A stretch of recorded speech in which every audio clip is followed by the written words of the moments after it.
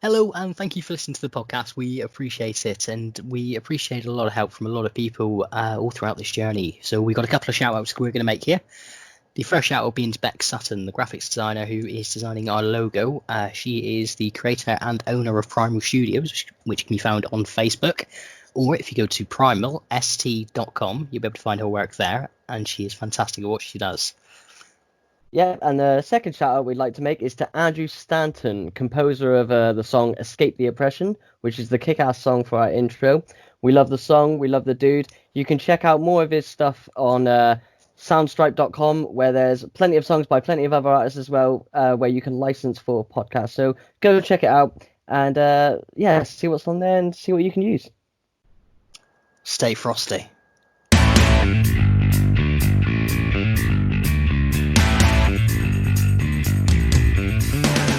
I live from a T-Rex, a very scary T-Rex. I live from a T-Rex, a very scary T-Rex.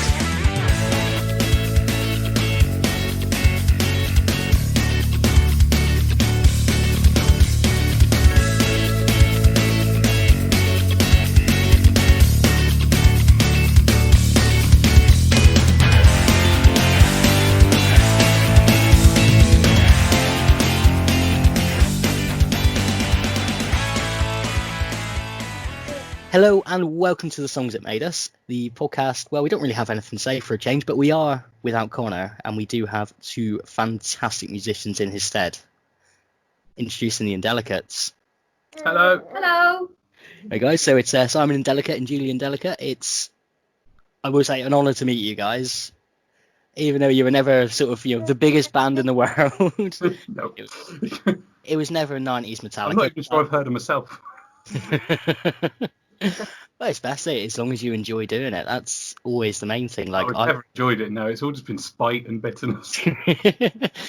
Well, I think you can still enjoy spite and bitterness. That's how all of my lyrics Fair have been enough. throughout the years. But see, we're mostly going to be talking about the two albums you guys have picked. But I will, on a slightly fanboyish level, I will probably pick your brains about some Indelicate stuff as well. But I'll try and keep that to a minimum because I don't want to don't want to be irritating. But one of the more interesting concept albums of all time for me is David Koresh Superstar, which is the third album. It's when people usually do concept albums, there's usually some obvious overarching theme. So if you say, look at My Chemical Romance, Black Parade was about death and the whole process of passing on. Or even if you go back to Queensryche, Operation Mindcrime, the government attacking you. I never thought you would end up with an album purely about the life and times of David Koresh, followed up by Timothy McVeigh, mentions to Ruby Ridge, things like that. Like, what was Genesis? Was it literally just a thought in your brain? You went, we could run with this. Actually, I can specifically tell you in that I have a musical that I wrote a long time ago called The Book of Job the Musical, which is an adaptation of the biblical story of Job. He's the one that God comes down and like afflicts him with various diseases and kills all his children just to see if he'll still love him. Yeah, it's a kind of needy Old Testament, sort of whiny, needy God. And he's best friends with Satan in the Book of Job. So Satan's a big character in that, and like he's into that. So we do this show before we formed the band. We wrote that, and it's kind of where we just sort of stand in a line describing what would happen if we had any money. So it's like we're talking about the hamster wheel with the gay police choir and the pyrotechnics. So we're saying this would be happening, but and the guy who plays the part of Job, I play Satan in that because I play Satan and everything. The guy who plays the part of Job in that musical during rehearsals for that in like 2003 or 4 or something like that, said something like, "Oh, what's next? Waco the musical." As a joke, like as a stupid, what kind of moron would do that joke? And I went, that's interesting. And then it just never left my head. So about 6 years later, I was just like, I'm going to write that stupid Waco musical to annoy the record company that we were signed to at that point because they really didn't want us to. Was that corporate at the time you were with? No, so corporate is we own that, so that's the contract. Right, we were signed to a record company called Weekender Records, who had a nudie lady as their logo, and their slogan was "Home is where the record player is." And they were just like a midlife crisis come to life, and it was But we were signed to them for the first record, which they gave us an advance and everything, which is because they don't really do that anymore. So but that was only the first record, and then they kind of went bust, and we got our masters back, and it was a whole thing. And then Corporate Records was the record company that we made to release stuff. But at the time, we were saying, yeah, our second album is going to be this Waco concept album, and they were like, no, it isn't. That's a terrible idea. We're like, no, it's not as good. You'll like it. And they're like, we won't like it. And in the end, they went bust, and we released it anyway. And 10 years later, people are still talking about it on podcasts. So who was right? It was them. I think, despite it being a concept album, you've got to try and fit every song into a specific narrative to keep the story going.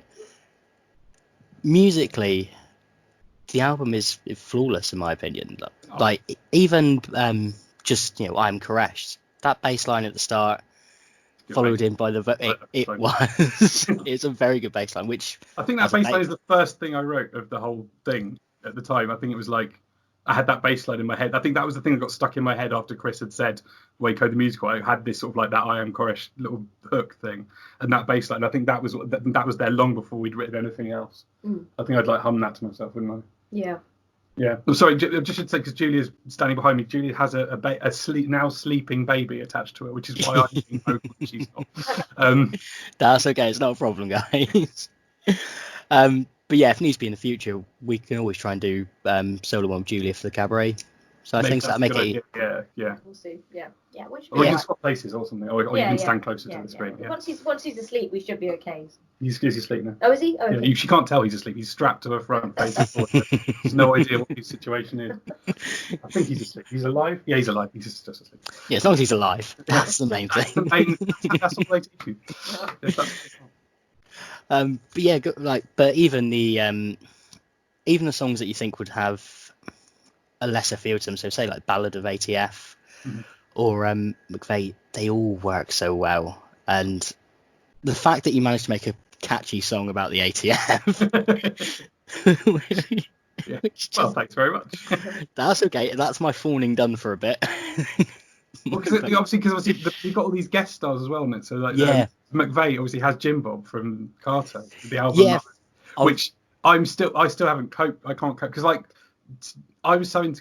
Obviously, I'm just moving on to talking about the thing I was going to. But I was super into Carter when I was 12. Like my favorite band in the world when I was 12. And when you're 12, there's no real difference between like famous people you like. So as far as I was concerned, Jim Bob is like as famous as Michael Jackson or whatever. There's no kind of gradation. They're just like they're famous people from when I was an actual child. Well, so I still to them. So even having had Jim Bob sing on the album, I couldn't cope with it. So I had to talk to him through Julia. Sort of hide in a different room. Say, tell him to do it like this. I can't. Yeah, so weird, but yeah, he did. I think he did a great job in the end. Yeah, he did. Yeah. After Julia told him what to do. I said, sing it more like Jim Bob. He did. Yeah. Well, what we'll do then, now we've brought Jim Bob up, we'll start having a look at 1992, The Love Album by Carter USM. Fabulous. Which is your pick of an album.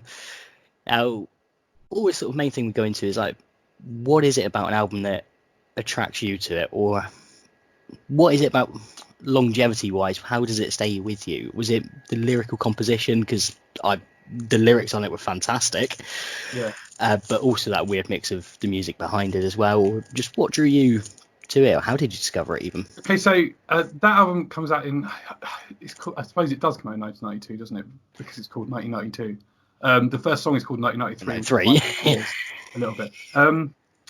I think up until I was into music in terms of I had like, if Cliff Richard brought out a single that was like the 100th Cliff Richard single, I'd buy that because it was an event. And I had like the Jive Bunny and the Master Mixers 7 inches. But I think Carter and 30 something, so the album before the Love album, is probably the first time I'd heard music and gone, oh right, no, that's for me. That's actually for me. That's not just for the BBC or whatever. That's someone's, and it's just the kind of blend of. Because I mean, the lyrically brilliant and so funny and intellectually coherent, and and just total control over the language that's in the lyrics of the Car record. There's no kind of vagueness and illusions. It's specific, and it's about particular things, and the things that are trying to be said are said perfectly and with real care. So I think I was into that, but also the way that Carter do this thing that is like probably my favourite thing in the world, which is doing the absolute best with what you've got. And it's not the same as like having loads of stuff and deliberately making things sound worse, which I hate. So if someone does that kind of like precious lo-fi stuff that people used to do in the early 2000s, that really used to annoy me, because it's like, well, you've got an amazing studio, so why are you recording into a reel-to-reel tape recorder? It's ridiculous. Like, but if you've only got a reel-to-reel tape recorder and you nevertheless try and write like La Traviata with it, like that's the sort of thing that I'm well into. So. And it actually is. You brought up you mentioned the Black album, the Black Parade, which is another great example of that, because that's a genre of music that I like hate so much. I can't, that sort of sports metal-y,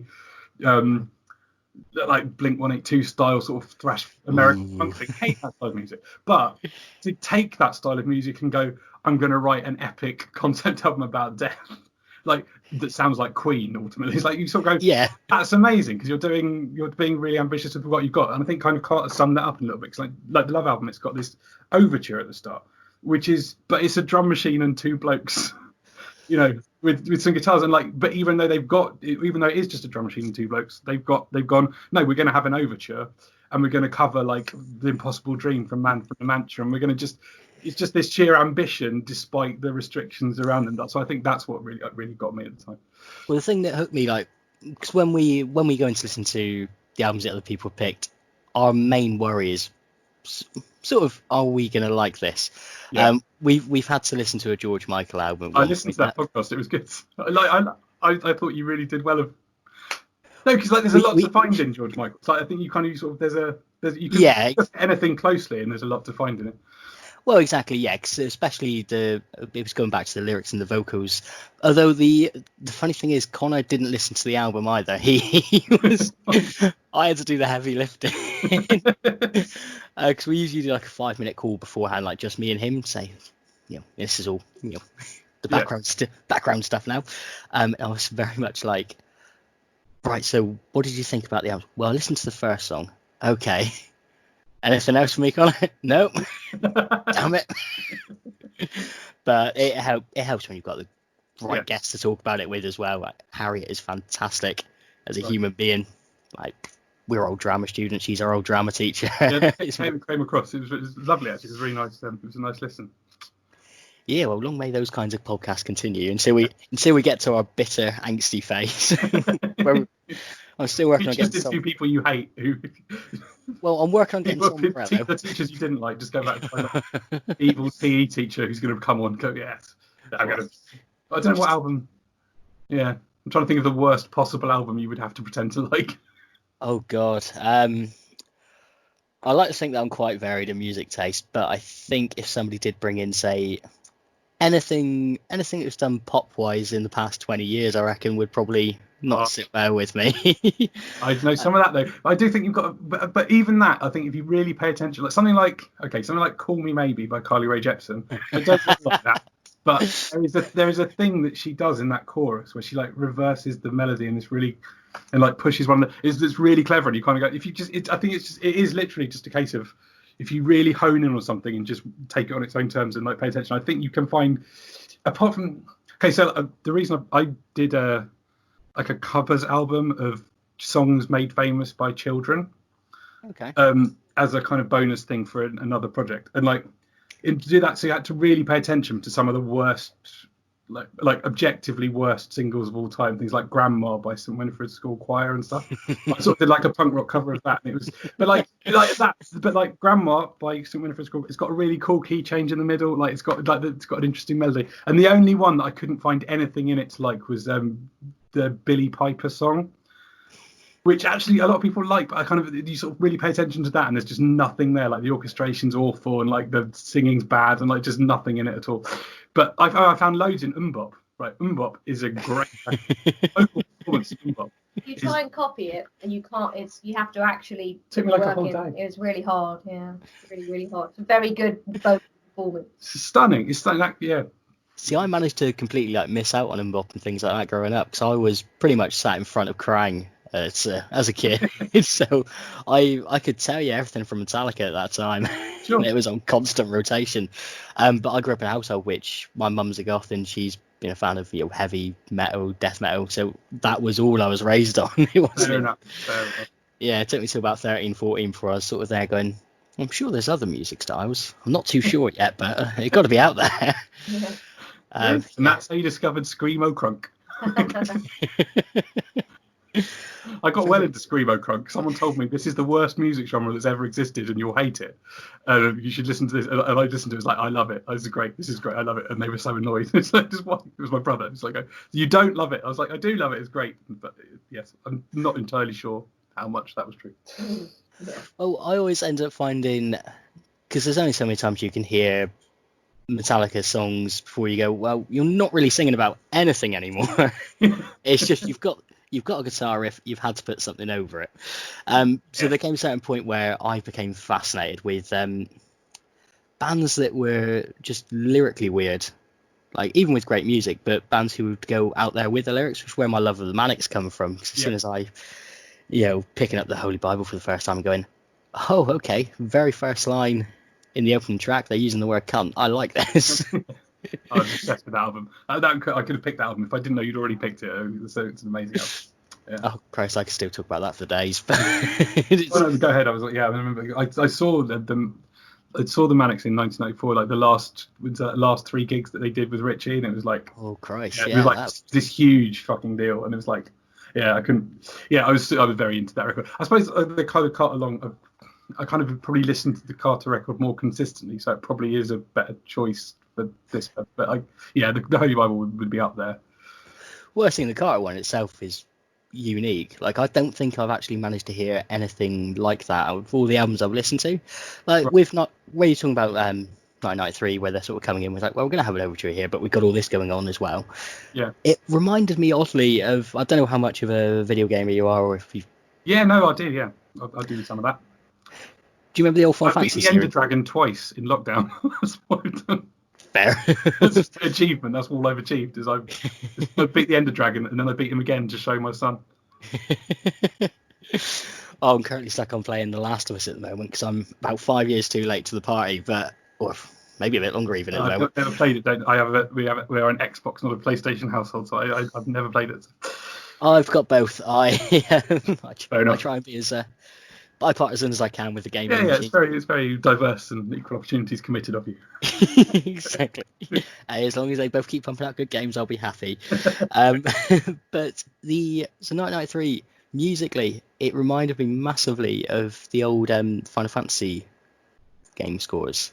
You know what? I know exactly what you mean. Yeah. Yeah, Nobuo I've never Uematsu. thought that, but you're right, it does. Yeah. Yeah, just like a battle theme. Yeah. It's just this weird sort of why thing. not? Like, I'd say, hold on a second. Have I booted up Final Fantasy 7 somewhere in the background? I don't think so. Which is great for me because I'm a huge Final Fantasy. That was, one of my go-to games for years and still probably is to this day. So that's a good way to start an album for me. It's like, here's a score by Nobuo Uematsu. I'm almost certain that was not in their minds, but at the same time, I think I see what you mean, and I think it's true. It is kind of like a battle theme. Yeah. Yeah. I suppose so. Yeah. What, 1992? The overture at the beginning. Where it's like dun, dun, dun, dun. Oh yeah, it does. You imagine like Japanese people with colourful hair hitting each other with big swords. Yeah. Totally works. Yeah. Yeah. And it does. Possibly ruined my favourite album. No, you haven't. It's good. No, that's good. Well, so obviously going through the rest of the album, like what are the key standouts for you that sort of truly hooked you?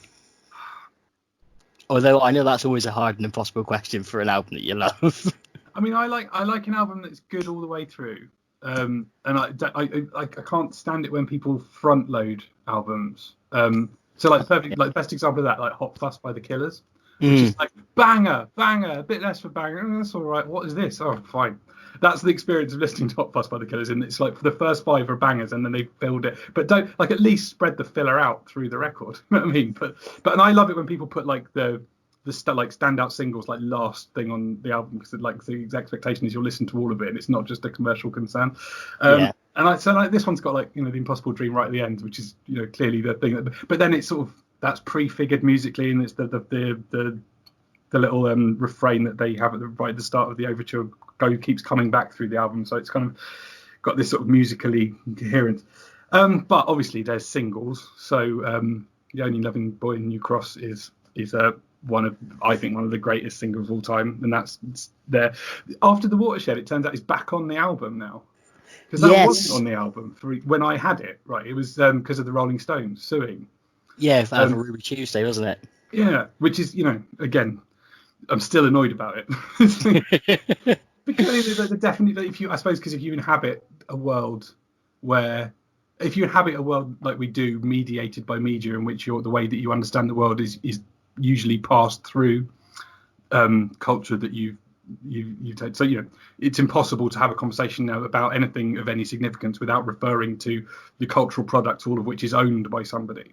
And you can't really write like Carter without directly referring to things like Ruby Tuesday. It's like it's part of the background, it's part of the environment. It shouldn't really belong to someone, or it doesn't make sense to me that it does. And that the Rolling Stones lawyers decided to get in on that and try and get some money out of it always struck me as like infuriatingly cheap, even before I was old enough to have sort of complicated thoughts about it. Well, especially when it was a band like the Rolling Stones, who, you know, they were always going to be at this higher echelon than Carter USM are. So it seems like they're punching down for no real reason. I think so. I mean, that's just that weird. I just find it such a weird attitude that you sit there looking at what is Second's work. Like, I think people think of music as like, oh, he's done a great deal of work. But people who kind of get really touched, like, oh, I wrote that one line. It probably took you like 15 seconds at most to go, goodbye, Ruby Tuesday. Yeah, brilliant. Nice one, Keith. Great. But like, you haven't done anything there. And like, to be so committed to your own brilliance that you go, yes, I own that now. I own that tiny phrase that fluttered across my brain. Like, that's mine, and you must not have to pay me. But I doubt he remembers actually writing it either. So. Exactly. Something you don't even remember, something that you were so spaced out, you can't even remember writing, but you sit there like a king claiming dominion over it. It's weird. And like, I understand the value of copyright and you know, the way that it incentivizes and rewards artistic merit or whatever, but like, I find it weird that someone would sit there thinking that they owned art, because I don't think that about anything I've written. I don't feel like any sense of ownership over it. You just sort of let go of it, and so it was weird, and so it was annoying, because that's obviously one of another truly great single after Watershed. Like, incredible. Just the David Icke says is amazing, and all of that, so it's nice to go on Spotify and find that it's back on the album after all these years, because the cassette tape of it that I had when I was 12 did not have After Watershed on. So that's a stand-up. Yeah, well, actually, I love Sky West and Crooked. I was going to say, was where I was going with that. Sky West and Crooked, which is probably closer to a filler track in that it's not sort of super hooky and poppy, but it's just so dramatic and wastelandy, and again quite Final Fantasy, I suppose. And contains the line "twisted and strange as fuck," which is just downplays the album, but just in context. So, yeah, I love that one. Well, that's it. It always sounds like it's a crude line for the sake of a crude line, but if it works, it works. I love songs where there is crudeness, because I think for me, my issue with, I'm not going to say music business as a whole, but a lot of bands that come through, they're all too clean. They all sort of tell the line to a certain extent, because they know they've got to get this audience, they've got to get this record here, they've got to please the bosses then at the record company. Nobody goes out there and just sort of middle fingers in the air. We're going to say this, it doesn't. You know, I like that. Here's an interesting fact about the band Anal Cunt. I haven't had that name in years. The Man from Anal Cunt. My favourite thing I only found this out recently. The Man from Anal Cunt. They've got a song called "You're in a Coma," in which the fella from Anal Cunt, I can't remember his name. Do you remember his name? I forgot his name. But he basically, it's him mocking people in a coma for being in a coma. And then later he went into a coma. He's dead now, and he was in a coma. And when he came out of his coma, a journalist asked him, what was it like being in a coma? It's ironic considering you wrote a song called You're in a Coma. And he said, yeah, being in a coma, that was exactly as fucking stupid as I wrote it was. This is my favourite thing. So, yeah, crude people. Good old Anal Cunt. Terrible people. Well, I think Anal Cunt sort of inspired me for in terms of putting a very cracking band name together. Because I originally every band that I've been in, I've always pushed out the name the Chlamydia Beasts. Like it. For Good. no other reason than I'd love to headline Glasgow with just and now the Chlamydia Beasts. It's such a puerile thing, but It I would was put in groupies off though, wouldn't it? I mean, well, yeah, it would put the groupies off, but tell you what, if you want groupies, don't start a band with your wife. It's like rule one, definitely. I've heard of them. We met some once in Germany, didn't we? Yeah. But we didn't go home with them because we didn't really understand what was happening. So that's it. So how did you guys meet? Was it sort of like a schooling thing, or you? Yeah, why don't you go on, try and do an answer with the baby on you? Me and Simon met at a poetry slam in January 2001, after I'd quit university, and for the first time anyway. And that's pretty much it. Yeah, we met at a poetry. And then I went to university again, and we did some other stuff. But we used to do lots of nights and things together, and then we got together kind of properly after that. Well, you were in another band, weren't you? Yeah, I was in another band, and I'd kind of been in bands since I was about 13. So Yeah. So I kind of so definitely a band person. Yeah, that's pretty much how I did my teens. I was in and out of bands. Yeah. But it was all very sort of, I'm going to say incestuous in the wrong terminology here, but we were only in bands, especially at school, with our mates. Yeah. So if you got kicked out of one band, you had to go find another group of mates, start a rival band. Oh, that's sad. And then eventually you'd end up back in the original band. What were your bands called? Well, the majority of them were called the Chlamydia Beasts. Okay. At least in my own mind. So, look, I can't remember what names they actually. We want to change the name of the band. Right, I'm leaving this band. I'm going to go for the Chlamydia Beasts again. I'm a hard person to be in a band with. I get really I'm an annoying control freak a lot of times due to varying issues of anxiety. I want everything to be pristine in my own imagination. So do it. Well, yeah, it's just unfortunate I haven't had the musical talent to back it up yet. But I still go in it with, that piss and vinegar saying, I want us to be like this.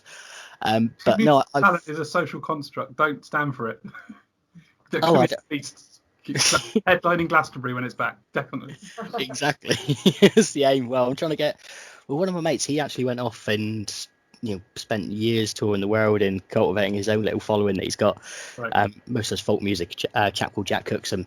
Mm-hmm. I've managed to lure him and bring Connor out of retirement on the drums, and hopefully when things are a bit more safe, we're going to get together, and I'm going to insist on the Chlamydia Beast as the name. Of course. And this time it is it.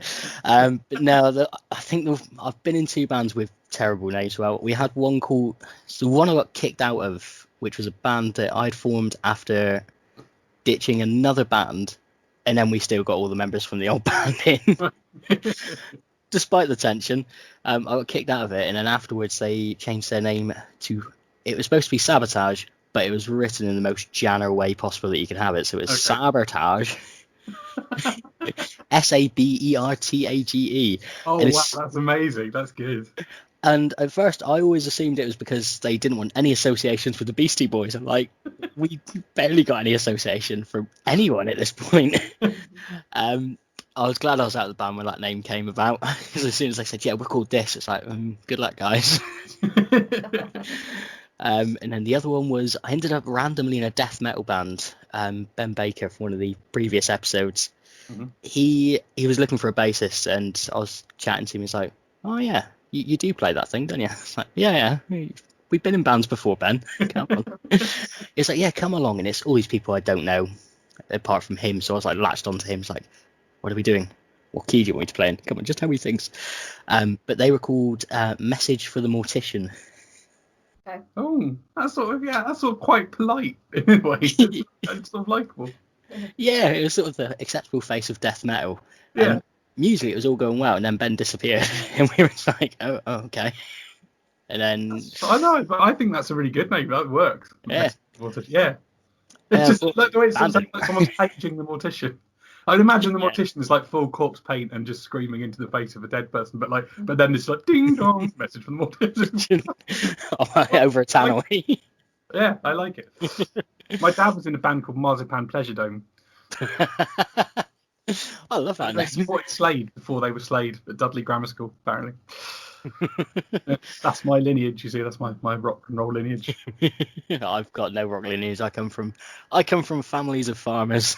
They never picked up an instrument in their life. And my dad, I got my first acoustic when I was about 7 or so. And Say you've gone down a bit. I have. His Sorry, my is chair keeps broken. sinking. I keep trying to fix it with different comical means and it doesn't work, so I just slowly sink. Sorry, carry on. that's all right. Yeah, got my first acoustic. It was about 6, 7 from a cousin of mine, and I can't remember the make or model or anything of it really. But my dad's it needed restringing. My dad's attempt at restringing it was to put strimmer wire lawnmower, which certainly created a unique sound. I mean, it's one of those things that, like, if this was in 2 years' time after you've just headlined Glastonbury with Chlamydia Beasts, and someone says, "How do you get your sound?" and you had that story, it would be like that would be like rock legend instantly. It's like, yeah, it just happened. His farmer dad put strimmer wire, and that's how they the chord that saved humanity. That's how they did it. I mean, yeah, that could be an awesome way, and especially the sort of everything going on in the world. Perfect time for a punk band to recreate the 1970s. Absolutely, it's gonna be fantastic. Yeah, we'll get you up there supporting us. It's fine. Oh, that's really kind of you. Thanks, man. In this fantasy world. I'm sick of playing the real world. It's rubbish. No one comes. Well, at least you can laugh about it. I know some people would. Exactly. So some people take that to heart. I'm going to jump back to an Indelicates question now. Actually, just off thinking, you managed to write possibly one of, I was going to say, the greatest love songs I've heard. Okay. About Eunice Mitford. Yes. Was that a your one or was that a Julia one? Oh no, it's actually a Simon one, but a lot of people think I wrote it. I think that's just that thing that happens when people sing stuff and they kind of think, wow, Yeah. she really means it, and I do mean it, but I didn't write it. It was just it's just a weird thing. Obviously, you go through the start of the song, you're hand in hand in the boulevard, and all's nice, and then it's like Romeo and Juliet, shot to the head in a bunker. And you may go, oh, it's supposed to be Nazi related. Yeah. I think there is a theme to certainly the first couple of records. If there is a theme, it's that we were really cross about because all the Libertines were really big then. Yes. And like, I don't hate Libertines. I kind of preferred Baby Shambles, but I don't hate it. But there was this sense of like unquestioned romantic nationalism coming back, which I was like, why are we cool with this all of a sudden? We hate this, don't we? I thought why has everyone got Union Jacks on and prancing about going on about England? England's rubbish. Like, how is this punk? And so that kind of, and I think, and so we were thinking a lot then about how being romantic is a fundamentally dangerous proposition. Like the Wagnerian romanticism is kind of what ends up in really dark places, and no one seemed to be thinking about that. And I think we've been proved right as that kind of wave of the trickle down from cool people going on about England in the 2000s kind of ended up with non-cool people voting for Brexit. It's like it's a weird trickle. So I think we've been borne out. But I thought it was the Unity Mitford thing. It was like a really telling metaphorical thing about, well, this is someone who believed very strongly in the romanticism of everything, but that romanticism allowed her to ignore the fact that the beautiful apartment she'd just been given in Munich used to belong to a Jew who'd been evicted. And like, it's kind of that disgusting underside of young romantic people prancing about. In a way, it actually ties in really well to Cabaret, because I think that's a major theme in that record as well. But like, you kind of while you're floating about through trees, thinking everything's beautiful and going on about how wonderful England is, like there's an undercurrent to that is really ugly, especially if you ignore it. And I kind of think Unity Mitford totally typified that. But it was quite funny because the first thing we really did as a band, we toured a lot in Germany. And we used to play that every night. And we just go like, this is a love song about Hitler, haha. And they'd be like, stop that. It's not.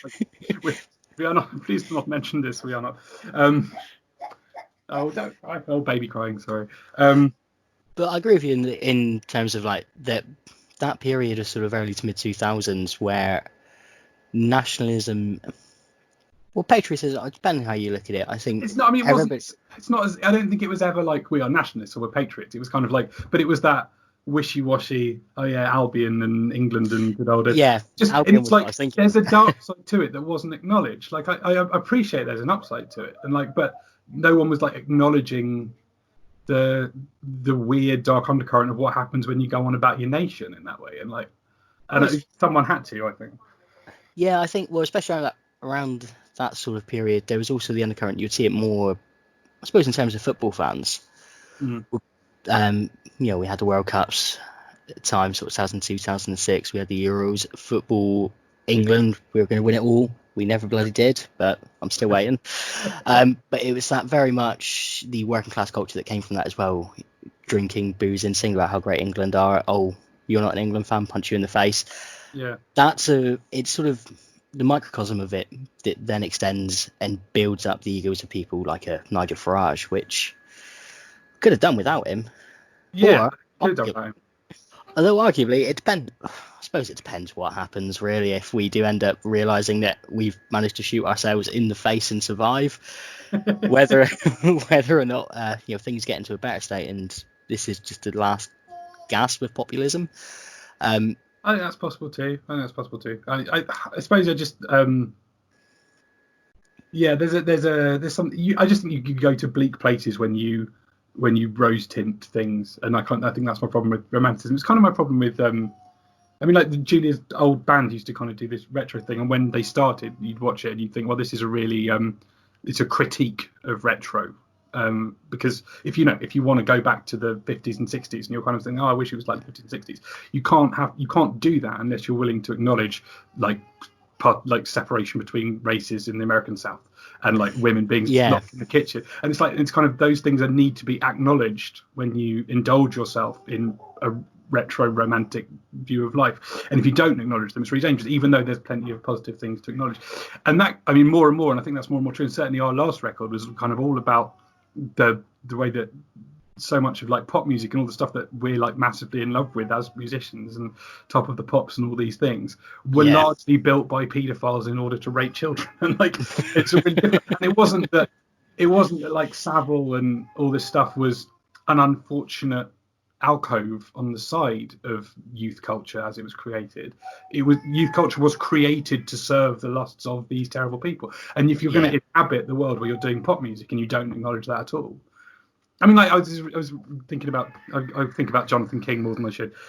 Jonathan King wrote a whole like an opera that you can find on YouTube called Vile Pervert the Musical, which is it's proper, like he's really, because he knows how to write a pop song, Jonathan King, and like so it's quite very compelling thing. But like I was reading something about him and saying that the reason that like in that era they were so good at finding teen idols was because it was men who were into 14-year-old boys who were looking at them going, well, if I fancy him, girls will.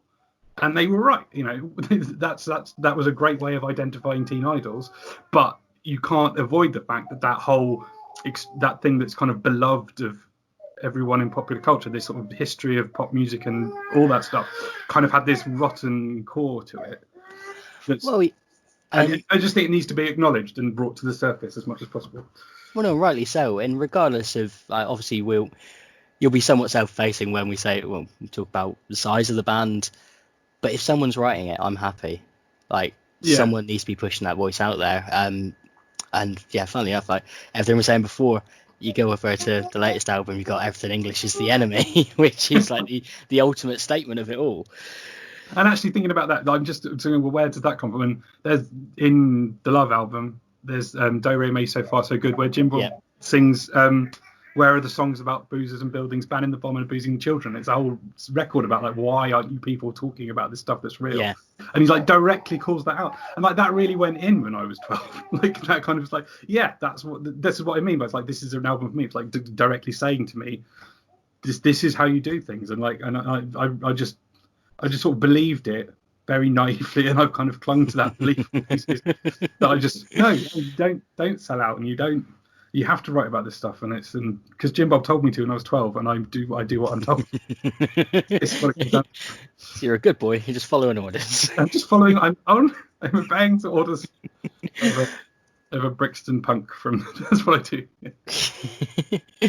Well, see, I think for me, like I didn't really develop any sense of morality until I discovered Anti-Flag, a punk American band. I was about 17, 18. It's like, oh yeah, there's a lot of terrible things in the world. I should probably look into this. But from there, going back, obviously listening to the Clash, Pistols, all that kind of stuff. It was like, oh, there's terrible stuff then as well. Haven't we changed? Yeah. But it's just a weird scenario at the moment more than anything. Yeah, I mean, it's all things are very strange in the world now. It's all very strange. There is this thing that happens. I mean, and again, I wanted to just do. It's very hard to write an album at the moment because you kind of like, I kind of had already written all the songs in advance of these things happening. I'm not saying I'm the New Jeez, but saying that I'm David Koresh and that I knew what was going to happen. But like something, we wrote the song Jerusalem on Songs Between Lovers, which is basically all about right-wing young people thinking they're cool. Is that the line of seems rebellious to vote conservative now? Conservative now, and that, no one had heard of Milo Yiannopoulos then, but like it's clearly about him. Yeah, like it's clearly about like James Dellingpole on Twitter the other day take posting selfies of himself with no mask on in Aldi to own the libs, and it's just like, but he's got this whole attitude of like, oh man, I'm so cool, look at me. It's like, you're not fucking cool, you private school bellend. Fuck off. Yeah, like, how dare idiot. you think you're cool? Like, I'm cool, I'm in a band. I've like given up the possibility of ever owning an income because in order to play guitar to people in Germany. Like that's much cooler than you, Dellingpole. But yet they strut around like they're in the New York Dolls or something, and it's like, you're not cool, and it's not okay. But I've already written the song about that, so I can't write a new one. Well, that's the thing as well with people like that, and people like Milo Yiannopoulos, who I'm not a big fan of that guy. But they well, he's a fascist, isn't it? It's probably best not to be. Well, yeah. An actual fascist. And well, a lot of people get called fascists now, and I think there's merit to some of that. But like someone like Milo Yiannopoulos, I mean, like, he's quite likable, as fascists are, but he's a fascist, and it's unacceptable, and it's not cool. Like, nothing cool about it. Well, I think my thing with all of these people is they all garnered success, or they built their fan bases on saying that they are coming from a position that they are against the establishment. Yeah. But 100%, if you still live in a world where racism is innate, the establishment is what you are. You're the establishment. So don't come out and say that you're an outsider when you're clearly not. The outsiders. The most depressing thing that happens. The most depressing thing I've seen in the last decade. I had reason to buy some acoustic guitar strings, and went into the big guitar shop in Brighton. And they always they're always moving like which department is in which bit of the building, so I got a bit lost because it's a bit mazy. And I ended up accidentally going into a kind of back area, thinking it was because it used to be the acoustic bit. And there was this sort of strange droning noise. I was like, what the fuck? And so I poked my head around the door, and there was one of the boys, like the guitar shop boys. You know, guitar shop boys. Yeah. The boys who hang around a guitar shop shredding, and that's what they do. They shred all day, and that's a beautiful thing and should be encouraged. But instead of shredding, this boy, in full on metal hair and a boy who should have been shredding by any stretch of the imagination, was listening to Jordan Peterson on YouTube. And I was like, this is not the world. It's upside down. You must turn that off at once. Pick up a fucking flying V and shred, son. What are you doing? I was so angry. I was genuinely like, this can't be allowed. This can't be the world. But it is, apparently. Well, it's sort of, they present, Jordan Peterson especially sort of tries to present a acceptable face of terrible thoughts and ideas. It's just people. We need to bully these people. No, we don't. You can't think you're cool if you're doing that. It's not okay. It's not cool. It's not cool.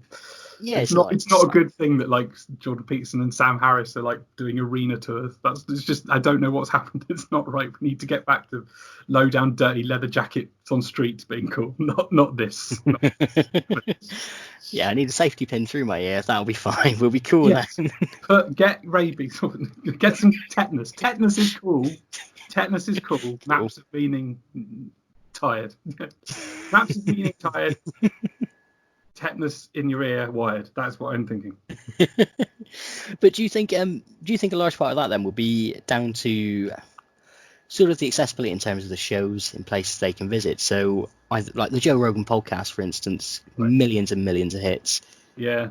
And he does then have, the Jordan Peterson, Mario Yiannopoulos he's definitely had on there. And it gives them more of an avenue to, well, here's my awful view. And Joe, in my opinion, doesn't really stand up to them that much unless they say something ridiculously egregious. And that's to, millions and millions of people. And it ends up lending some sort of credence to what they're saying if there's no one to actually go, well, that's not a fact. That's bullshit. What are you talking about? It's, yeah. Yeah, and I haven't really listened to Joe Rogan much. I when I have, I've kind of gone, oh, okay, this is it. Yeah, I don't know.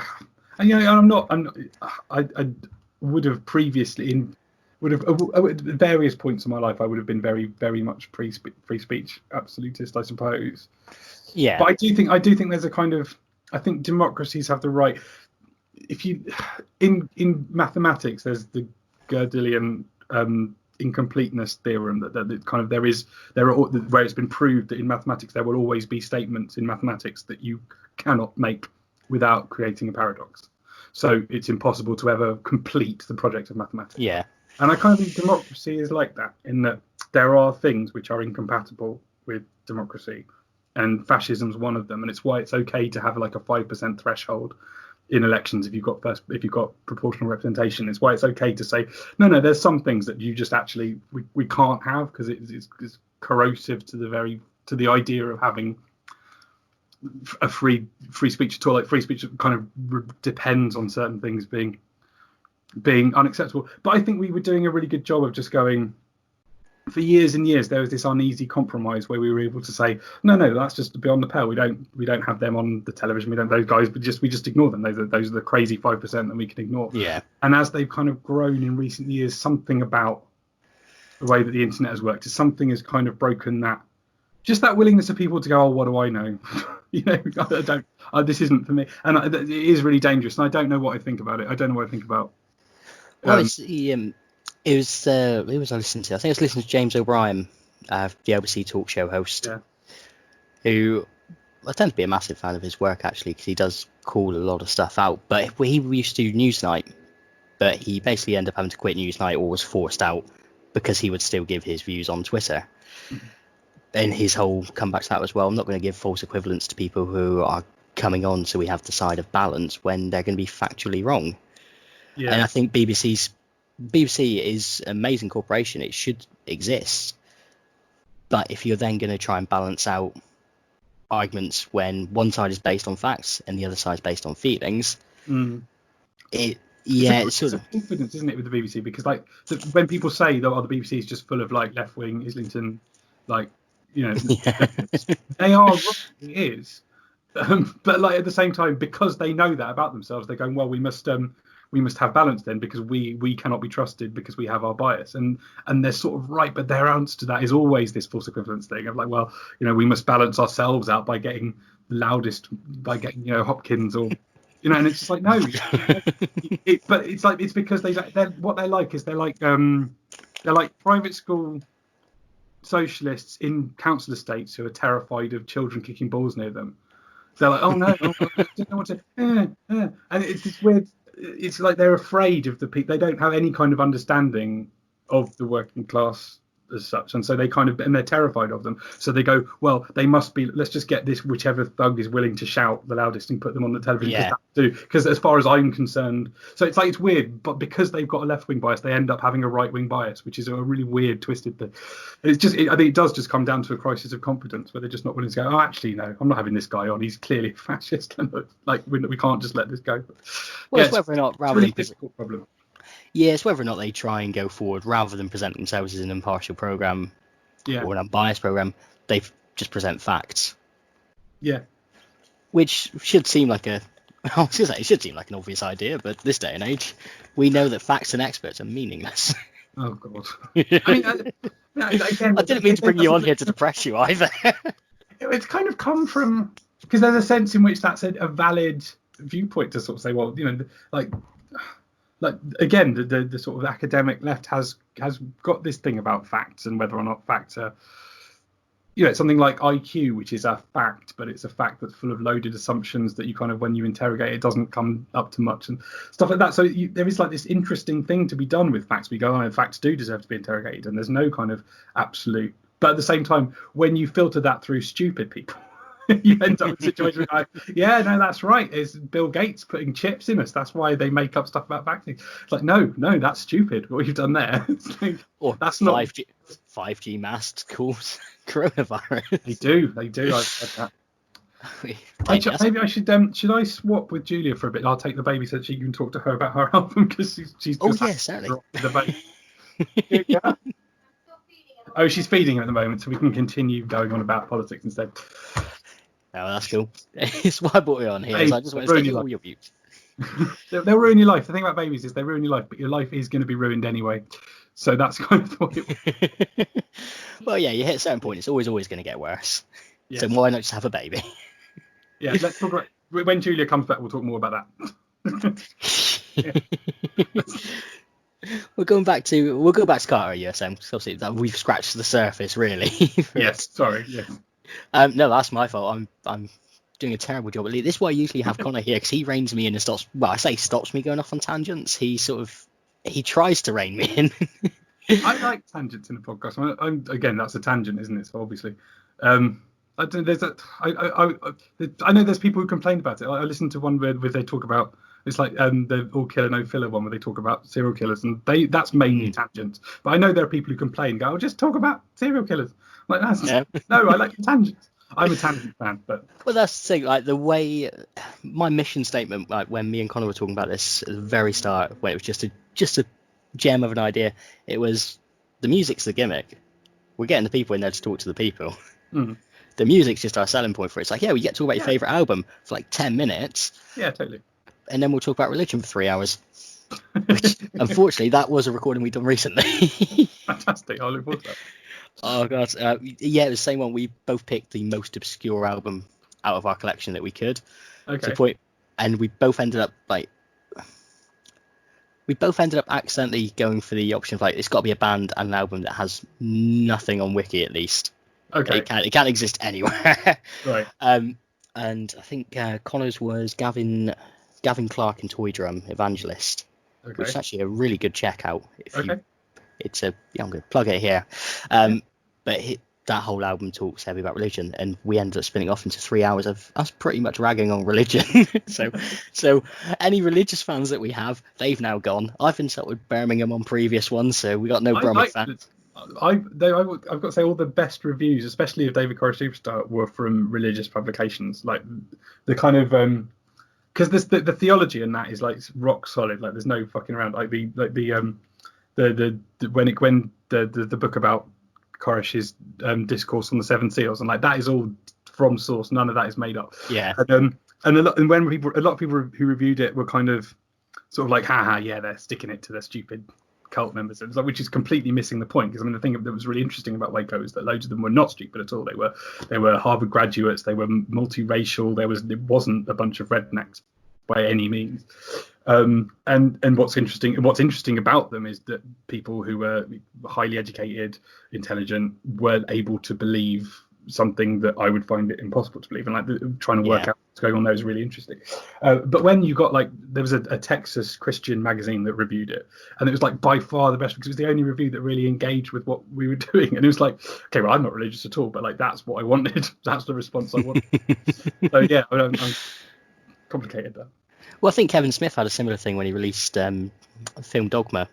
Right. Is he had he was brought up Roman Catholic, I believe. Yeah. So he brings out this movie which is somewhat lampooning the idea of religion. Yeah. And following all. And outside a cinema in his hometown, there was a religious picket, and people were starting, we're not going to ever see this movie, all this kind of stuff. And Kevin Smith decided to turn up in the crowd and hold up his own signs. And the TV camera crew were like, covering it for the news, like, is that Kevin Smith? So they go over to interview him, and he gives a fake name, and they're just looking at it going, I'm pretty sure it's Kevin Smith, but he's telling me that Dogma is poo, don't watch it. And yeah, the religious are the best for advertising products what people are going to see. So you think about Dogma's that's get quite deep into like Catholic theology, doesn't it? It's not again, there's not made up stuff in that. It's like the shit demon stuff that all comes from actual like Catholic sources. It's not something that he's just which I think is the best way. If you're going to have a go at something, you want to really know it, I think. Oh yeah, that's why I read the Bible years ago. It was like, yeah. if I do have arguments, I'm going to make sure I've got it. Same reason I read the Quran and Talmud and things like that is mostly because I'm a nerd as well. But that aside, you've got to read them. And they might be right, you can't just they might really be onto something. I don't think so, but no, you don't know. But although it does have on my bookshelf, the status in at the moment, all the religious books are scary just because it's easy to get to. However, they are bookended by two interesting books on either side. On one side, I've got Fear and Loathing in Las Vegas. Nice. Hunter S. Thompson. And the other side, I have Mein Kampf. So, which is it's. I think I've got something similar downstairs. I think I've for years I know I've got like the Aleister Crowley, the Book of Lies, is next to the Bible, I think. And probably something there used to be a catalogue you could get from America called the Loom Panics catalogue, where you could get like the best books in the world, but they were all quite like out there. So that's where you get like the How to Disappear Completely and Never Be Found. You can always buy that, the one that the Radiohead song's based on. But like my favourite I've got there is called Coup d'etat, a practical handbook by Edward Lookback, which just tells you how to overthrow a government, like, but not from like a cool sort of like revolutionary, cool left-wingy perspective, but just from a like, no, if you are practically a military officer wishing to overthrow your government in a kind of junta, this is how you do it, just step by step. And it's a really good book. I think I kept that in section as well. That catalogue was like the best thing in the world because everything is amazing. You need to keep that book next to the Republic though, by Plato. I must have that somewhere. I've got a degree. It's got to be there somewhere. What is your degree in, if you don't mind me asking? I've got a master's degree in Renaissance studies. So that's really handy. I've used it once to get out of a parking ticket, and that's all. Just the MA. It's right. All I've got is I've got 3 A, well, technically 2 A levels, which spell out the word dud. When so that was great getting the results back, but that was long after the point I'd given up anyway and decided that I was going to do something else. Yeah, totally. It's no, I mean, it's all such nonsense. But they sent home my 5-year-old. They sent him home with a report at the end of school, and it's just like, well, what on earth? He's 5. What on earth value is that? Ridiculous. I mean, and they only do it because parents want it. The teachers know it's stupid, but anyway. Ridiculous. The whole thing's ridiculous. Julia's back. Hello. What would you like to say about babies? About babies? Yeah, we were talking about babies, and I could hear you going, don't talk about babies unless I'm talking about them too. I didn't say that. Oh, didn't you? No. I was saying we can talk about cabaret together because probably I thought you was because I was saying, the babies, and it was saying, don't just, it's me that's holding him. No. I've just kind of been doing like nothing but childcare for a while, apart from like occasionally doing some theatre or like trying to sort of claw together some other stuff. And we haven't really had a break, so so it's been a bit of a challenge. I can't even remember why I brought that up. The point is my brain is kind of atrophied slightly. So I start sentences and then I actually just can't remember the end of the sentence at all. It's completely gone. Like it's all just sort of that's because we haven't with the other one. Like, occasionally you'd have like grandparents take them away for a couple of hours or something, but because of the virus and stuff, we just haven't. I mean, you've basically been holding that baby for 9 months. I mean, he's really cryy when he goes to me, so he just ends up back with his mum. Yeah, and the lockdown babies are super clingy because, of course, they haven't really seen any other babies. Yeah. There's no groups to go to or anything. Like you kind of rely on groups at churches and stuff to kind of give you a cup of coffee and kind of like that. And say, you all right, dear? And you're like, I'm a bit tired. And you can't really do that, obviously, at the moment. No. Like, you're not even getting your nice coffee, Oh, I'll make you a coffee. No, it's all right. It's not the same. same. No, I know. You want I church want an old coffee. lady with coronavirus. An old lady to with give it to me. coronavirus in a church. That's the only thing. Yeah. I've coughed on it, darling. Oh, lovely. Herd immunity. The whole church has it, darling. Yes. It's all right. We've been praying. Oh God, I really need to sort of watch televangelists in America. I want to see how they're going at the moment. Imagine that would be. I just see every few days it seems to be someone who's going, God has told me not to wear a mask. 2 days later, I have coronavirus. The best one recently was some voodoo thing, wasn't it, in New I didn't Orleans? see that There was one. some. It's either in New Orleans or in Louisiana somewhere. There's some voodoo lady spiritualist or something. I can't really remember any more apart from that. But you should look it up. It is. I mean, you weren't jokes whenever you're. No. So there's this chicken on the other side of the road, right? Yeah. Well, before he starts to cry again, we should talk about cabaret. Yeah, go on. Ask Julia about cabaret. You go near the microphone. I can't sit down. I'll move the microphone a little bit closer to you so that you can do more. You can hear me all right, can't you? I can indeed. You're coming through loud and clear. Now, with cabaret, our first thought was, well, that's an odd pick. Yeah. Purely because we hadn't thought about, we can look at musicals in this. Yeah. So, background for me, I was an A-level drama student, as was the non-existent Connor at the moment. We had seen Cabaret years ago, but I completely forgot about it until I listened to it again. Yeah. It's awesome. Thank you. Yeah, it's great, isn't it? It's really, really great. Have you ever seen a staged version of it? If you saw it at school, you did it at school. Yeah, we went to Theatre Royal, so we watched a stage production of it. Yeah, because it's different to the film. Which one? Who's in it? Oh God, I can't remember. It's about 15 years ago. Okay, when did we spend it? We saw it with Julie and Clary. We did see it with Julie and Clary. I don't know how long that was. Quite a long time ago. Anyway, yeah. It was definitely not Julie and Clary for this one. No. I would have recognised him. It was I think it was because he added this layer of filth. Because everyone else in it was quite like ragery and proper high-end stage school, but Julie and Clary was just really dirty, which made it work really well. Yeah. Well, I think it was the thing for me of as soon as you start seeing the swastika come up, and I was like, oh, I see what time period we're in. Yeah, exactly. So the musical's a lot more has a lot more in it that makes it. If you watch the musical and then watch the film, it makes a lot more sense in many respects. Because there's a lot more songs in it that kind of connect the dots a bit, whereas in the film version, obviously, it's a great film and an amazing performance and everything, but there's a lot of stuff going on that in the musical that it just isn't there in the film at all, and kind of shadow. But that's the thing then. So I'm assuming you're a fan of musical theatre then, overall. Yeah, probably more than regular music. Probably. I don't think I really realised that until I was sort of about 21. Yeah, we got into it early, and then after I left school, I suddenly lost interest. I disappeared from the world for several years. Yeah. But so what about it then with Cabaret? Is it just a case of that hit you best out of all of them, or is it just one that you can always go back to regardless? I think it probably defines a lot of the art that I've tried to make, and it probably, just because it's all about fascism, and I'm kind of obsessed with exploring fascism, and there's a lot in it that does that, It's also you as well. Yeah.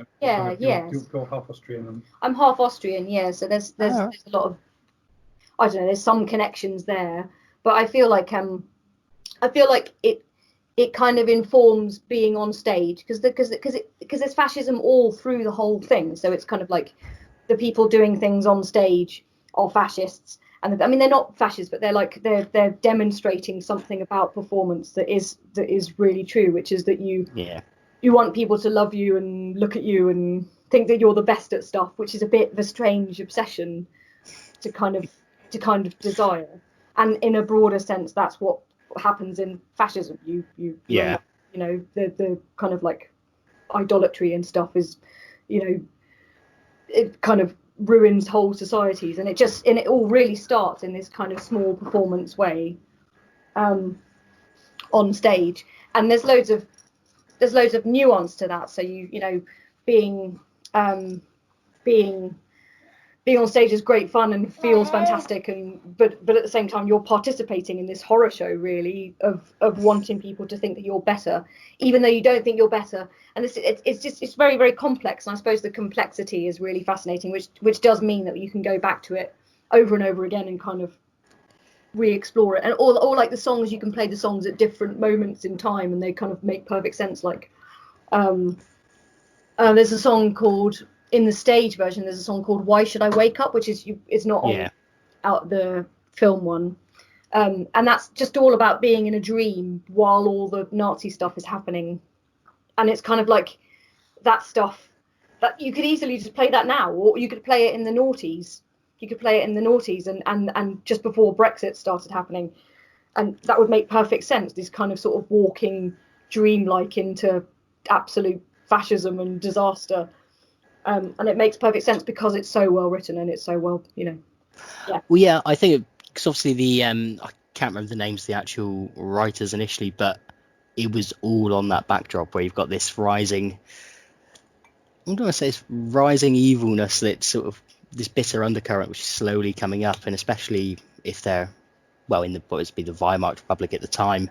Yeah. And seeing how badly that's going post World War One, and then this rise of populism and fascism against the backdrop as well of something that's, in terms of the entertainment level of cabaret shows and music halls and singing and dancing, so you've got this thing that is ultimately almost a sort of resplendent version of freedom, with fascism rising its ugly head to snatch it all away. They both kind of use each other in a way, don't they? Which is again, it's artistically fascinating because it's all so wrong, but it's also really compelling, which is the tragedy of the tragedy of art, I suppose. And she kind of, Sally's attitude is always kind of, it's kind of like, I don't need to think about that, I'm an artist. Yeah. And that kind of makes it a bit. And I think I grew up knowing people like that and kind of feeling very profoundly that it was an incorrect and dangerous way to behave. Because what happens as a result is, there are huge consequences to that kind of behaviour, and people who do that tend to go, well, I didn't do anything, I wasn't, I didn't participate in that, I just wanted to have a good time, right? And I just wanted to dance around or whatever. But it does have a consequence. It has a consequence to art, and it has a consequence to culture, and we're kind of living that now. There is a huge It's funny because if you hadn't picked cabaret, you'd have probably picked Two Unlimited. Yeah, probably. Yeah. Well, I quite like dance music because I grew up in Brighton. Everyone was in bands and stuff, so sort of rebelling against bands and things kind of means liking dance music, and so I liked dance music. And I used to like that dance music was very freeing because you just go somewhere, someone would press a button. They weren't really famous or anything. I mean, they got famous, but they weren't really famous or anything. And then you dance around, and that would be that. And you kind of, hopefully tidy up after your rave or whatever. And I think there's is there much tidying after a rave? There used to be, Then they all got into heroin and stuff, so then they kind of, Yeah, I think we stopped being polite at a certain point in raves. Yes, yeah. It's not good manners. It was longer in Brighton, I think, because there's kind of like Green Party people around, and they kind of cared. But like even the ravey type stuff. Guido Fawkes went and did his. Do you know Guido Fawkes, the right-wing blogger, used to be a rave promoter? Really? No, I don't. Yeah, that's how he got how he made his issues. He used to promote like illegal raves around London, and then and then now he's Guido Fawkes. Wow. Yeah, it's funny, isn't it? There was a DJ, wasn't that? There was like some big party in America that they said they weren't socially distancing enough, and one of the DJs Republican was Party. No. Satire. Yeah. One of them was like he works for not the Bilderberg group, I don't know. a big bank or something in America, but he's also a DJ because of course he is. And he was DJing this big party in the Hamptons or wherever. Oh no! The Hamptons thing. Yeah, I saw that. Yeah. Everyone was cross. Yeah. I didn't really pay attention. Yeah. I quite like Kanye West. I would have probably picked Kanye West as well. I'm thinking about it. Well, this is the thing we both were like, because other times I remember even last year I did like a radio thing where someone said, you got to pick your favourite thing, and I was like, right, I chose Time Is Up by Poppy, which would come out that week. Because I was like, no, I don't like old things. Retro is disgusting. I only like things that are new. Which I didn't do that to you. Because Thank you very much. Because I could easily have gone like, right, my favourite album is Oil of Every Pearl's on Inside by Sophie, which probably is my favourite album of the last year and not 2 years. But yeah, I can't really claim it's been back when I was 12. Yeah. But you just made me listen to Kanye West. Well, I don't really, but I don't really like listening to bands. I never really did. I used to go to like gigs and stuff where bands were playing and to try and meet boys, and it's just, you know, it just never really, like, I didn't really enjoy being there at all. It just kind of felt like a slog and boring. I had met a boyfriend for a while, and I used to go to his gigs, and they were just funny because there was a lot of screaming and stuff. But then I never really got over liking dance but just liking interesting art. So if there's if there's a musician that does interesting art, then I'll be into it. But it doesn't matter what type of style of music it is. I'll definitely still be interested in it. Which I suppose fits with how well you guys work as musicians yourselves. Like, yeah, your music can never be called. It's not just like it's 4/4. Here's 3 power chords.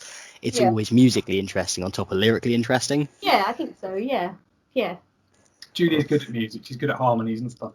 Yeah, I'm all right. I probably should have worked a bit harder, and you know, I'd probably be really good if I tried a bit harder. I just about play lots of things, but I'm not. I give up a bit, which I probably should have done. I used to play the oboe as well. I was quite good at that. I got really, really good at it, and then I gave up. Well, I always tell everyone. I'm primarily a bassist, but I can play the keyboard, I can play violin, I can play guitar.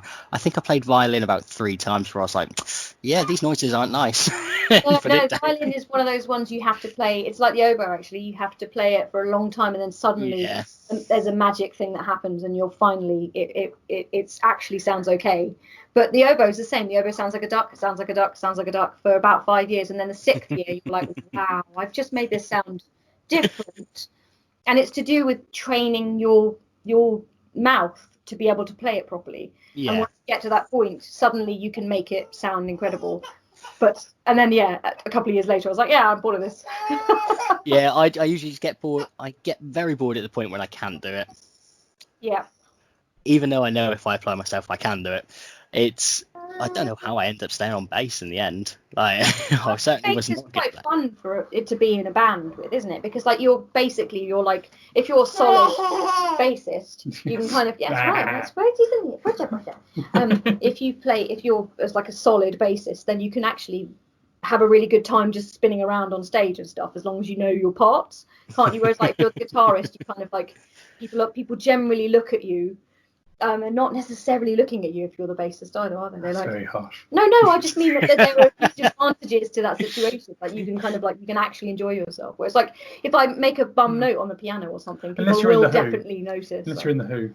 Yeah. In which case, the Who's such a weird band. If you really pay attention to what's happening, like with the Who, like live especially, but it's like all of the rhythm. Like Pete is the rhythm section on his own on the guitar, and then the drums and the bass are just all over it. Like it's crazy. Like the bass I mean, you'll know this is bass, but like the stuff that John Entwistle does in those Who records was just like he's never on the beat or on the point. He's just all over the place playing this stuff, doing all of the kind of counter harmonies and melodies and stuff, and while Pete's sort of desperately trying to keep time with the guitar. It's amazing. Yeah.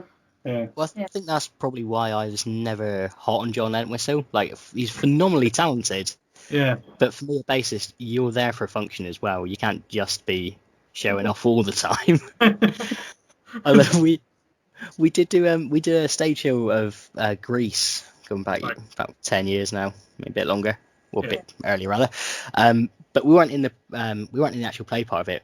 Me, Connor, and a couple of other friends got roped into being the live band playing Born to Hand Jive. Okay, cool. And so I had to go through, sort out all the sheet music, or at least the parts and everything for us. Like, right, this is when we need to kick in, this is what we're playing it in. And I'd left about 8 bars in the song where I could just have a bit of a play around myself, because everyone else has always got his little solo there. His drums are cracking. Connor's singing it, which is always a bad idea. And he'll appreciate me saying. Oh, exactly. I just can't wait until I finish editing this episode and send it to him. He'll be like, "Oh, I sing now for a living." Forgot to ask about the albums, Jake. What is all this stuff about? Yeah. But And for 4 nights, and I think we did 2 shows each day, so 8 shows. Yeah. He always missed those 8 bars. Oh, So never got it in. So honestly, before the very last show, we split that band due to musical differences. And bear in mind, the play's coming up in about an hour's time, so we're having to smoke down by the bus stop, and it's like, I'm sorry, we've got to reform. It's such this ridiculous level of self-esteem that you have at the time, where it's like, I'm in the biggest goddamn band I'm playing one song. And yeah, I got my 8 bars, but because I was so surprised at the 8 bars actually being there, I just played the main riff. Oh, that's such a. That's a tragic story. I wanted to have your 8 bars. I want you to blow. Yeah. Oh well. It's alright. I got the 8 bars. My own fault after that point. I can't blame Connor for that anymore. But yeah, it's just the ridiculousness of bands when you're young, isn't it? Yeah, I think I'm trying to think. I can't remember what the name of the band I was in. Someone let me be in their band. I was like 3rd guitar or something, and like, we could play Just and the Bends, and that was it. And then no other songs. We'd like rehearse at Sam Can's house, and then we'd play those 2 songs over and over again for 2 hours, and then go home and go, yeah, we're in a band. I don't know. We had, I think it was Lithium by Nirvana and Don't Look Back in Anger. Yeah. We had that as our sort of 2 songs that we can go to. And it was a Kink song as well we had, actually. One of the 2 famous Kink songs that anybody knows. Yeah. Dun, dun, dun, dun, dun, dun, dun. Yeah, you really got me. That's it. Got me go. Yeah, okay. The one where you razor blade the amp. That's how Ray Davies invented metal. Or kind of, not really, but like they took a razor blade to the speaker inside the amp cabinet, and that's how they got the distorted sound on that. Because they didn't.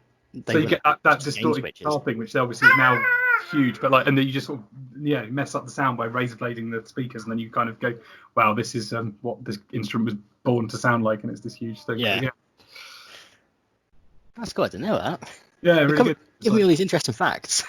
Well, that's what I need. Like Elvis, because like there's on our first the first song on our first album, I say that once in a corridor in Memphis was a singer took a breath, right, which is a reference to Heartbreak Hotel, where Elvis couldn't get the decent sound on the vocal, went out into the corridor where there was better echo, and kind of invented rock and roll because like just by having this echo for no reason other than it sounded cool. And having them released the album, found out it wasn't in Memphis and I got the wrong studio. So it's a complete lie. I mean, the story is true, but it was in Nashville. So yeah, so I'm ashamed. I'm so ashamed of it. Also, I think Houston. It's just while I'm confessing things, the word Houston is not pronounced Houston. It's Houston in Texas. It's Houston in other parts of the country, in Houston in New York. And someone told me the wrong one, and so I sang it wrong on David Corra Superstar, which is another thing that I will never get over. See, that is one that I did spot because I thought it was an odd pronunciation as it was coming out. Yeah, no, awful. And like someone told me, I said, which one is it? And they said the wrong one, and so I did it, and I was like, and then it's too late, and this is kind of why I want to bring it back and re-record it as a cast album for a musical, and then just get it right, and never ever think about it again. But Jesus. Well, also, I spelled the word Britannia wrong on a video. Anyway, sorry. Oh, is that everything English to the enemy? Yeah, I spelled the wrong number of T's in Britannia, and literally the first comment is, "Oh, it's Britannia for fuck's sake." I was like, I know now. Yeah. It's alright. It's taken me 7 weeks to realise that I'd misspelled something on our summary for a podcast. Oh really? What? I'd accidentally put a W at the end of who. So it was who. Ooh. Who? I think it's intentional. It seemed to be Dutch or something. Yes, I was trying to be camp. God damn it. But that's the thing with the Elvis one though. Yeah. I think you can still make the argument that Memphis works just because you'd never say he's Elvis, but if you say a musician or a singer in Memphis, people make the assumption of Elvis. So sure. So I wouldn't worry too much about that one. The Houston one though, that's egregious. Unspeakable, isn't it? It's heinous. It's absolutely heinous. I can't bear it. Absolute horror show. Yeah. No, I just there's no punishment severe enough. Like, it's always worse when you're the the only people who know it's there as well. Nobody else is like. There are people. So there are people who know just that one. They're not happy. No. I tried so hard to get it, to kind of to be like, I think look, there aren't any like glaring howlers in like the lyrical content, like this, on the whole, things that are presented as factual in that record are factual, and they're not clear, then they're not clear in the lyrics, but I just can't pronounce the word Houston. Well, no, you did do a lot of work with that album to make everything fit so well. Not enough. I should have got the fucking word. Don't give me a pass. I don't deserve one. In my eyes, you did. Give me a pass in hell. Oh, you never know. It's a demon in my face for eternity, screaming, Houston, forever. Houston, we got a problem here. It's gonna be awful. That was the other one actually. When I was thinking of, you made a cracking song about the ATF, and there's something going down in Waco as well. It's a ridiculously catchy song. I just never. It's like all the parts, all the ingredients should not work well. They shouldn't. That was a beautifully recorded one as well. Yeah, we recorded that in Texas. Yeah, there were 4 of them recorded in Texas. So Superstar, Something's Going Down in Waco, 7 Seals, and one other. Yeah, one of the others. One of the other ones. Yeah, John the Revelator. Yeah. And we did that with our friend Joy in It was technically our honeymoon. So we got married in Las Vegas, and our honeymoon was like we kind of went, but then we kind of did quite a lot of work on our honeymoon that we made a record, and it was Please tell me you did like the typical Vegas of weddings, like a drive-through with Elvis there for you. It wasn't a drive-through, but Elvis was there. Yeah. Little Elvis. He wasn't Chinese. He had a gold suit on, and he did. We had to pick songs, and we had The Devil in Disguise, and we had Now or Never. Yeah. And at the end of Now or Never, you go, my love. Well, that goes up to that note. Yeah. He went, it's now or never, my love. It's fantastic. And the preacher was like, by the power granted to me, vested in me by the state of Nevada. Took about 10 minutes. It was fantastic. Oh, I think there is the easiest and best weddings to do, though. I despair at the thought of, at some point in my future, having to have one of those sort of more stereotypical, well, we'll have this big building, we'll have all these people. All I can think of is, well, money's going to be awful. Yeah, just go to Las Vegas. It costs about $300, and then you just done. You get your photo, pay extra for the photo, and then you're off. Yeah. And then buffets. They've got buffets just waiting in all the hotels. So yeah. And it's very Last Days of Rome, isn't it? The buffet. Yes. You have it's so cheap because they want you to gamble. You see, so they make all the buffets super cheap. So you can go and have like a really gigantic Last Days of Rome type meal. And it doesn't cost you very much. And so what you do is you kind of go and grab like a whole chunk of parmesan and you put it on your plate, and you're like, why have I done this? I don't need a whole chunk. I mean, I would use this at home over a few weeks. 6 months worth of parmesan. And because you're full, you leave the parmesan on your plate. You just take one bite and then throw it away. This is what I mean about being in a dream. Why should I wake up? It's like it's all there. It's like, why were we doing that? Will that be something in the future that is just people will look back and go, yes, people used to put whole chunks of parmesan on their plate in Las Vegas, and then Julia Indelicates did it. Throw them in the bin because they were full. Madness. Our children will be like, oh, the irresponsible noughties generation or whatever. Yes. Yeah.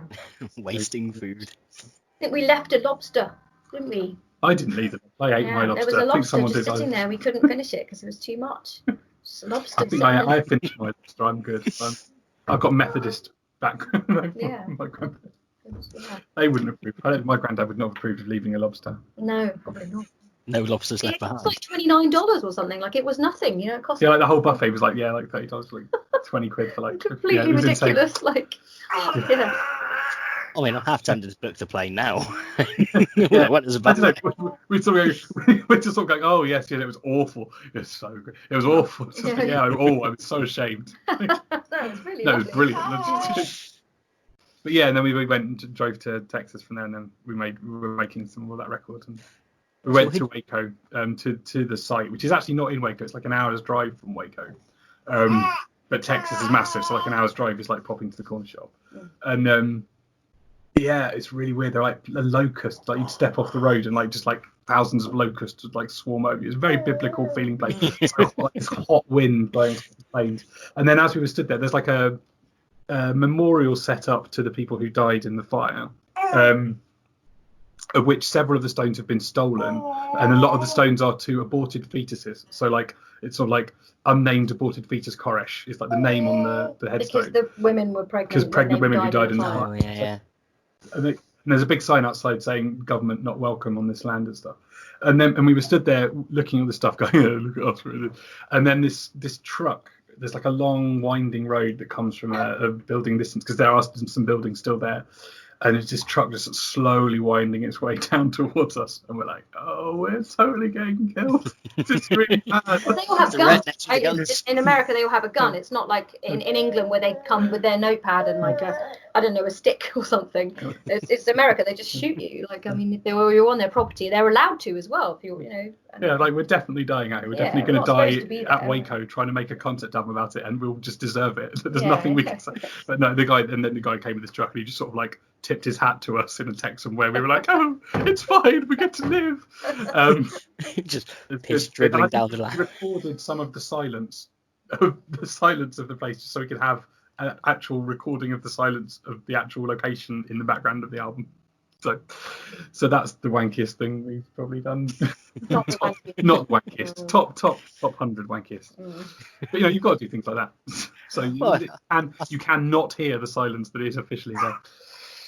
Well, that's it. I think we now need a top 100 wankiest list by the Indelicates for print by Christmas.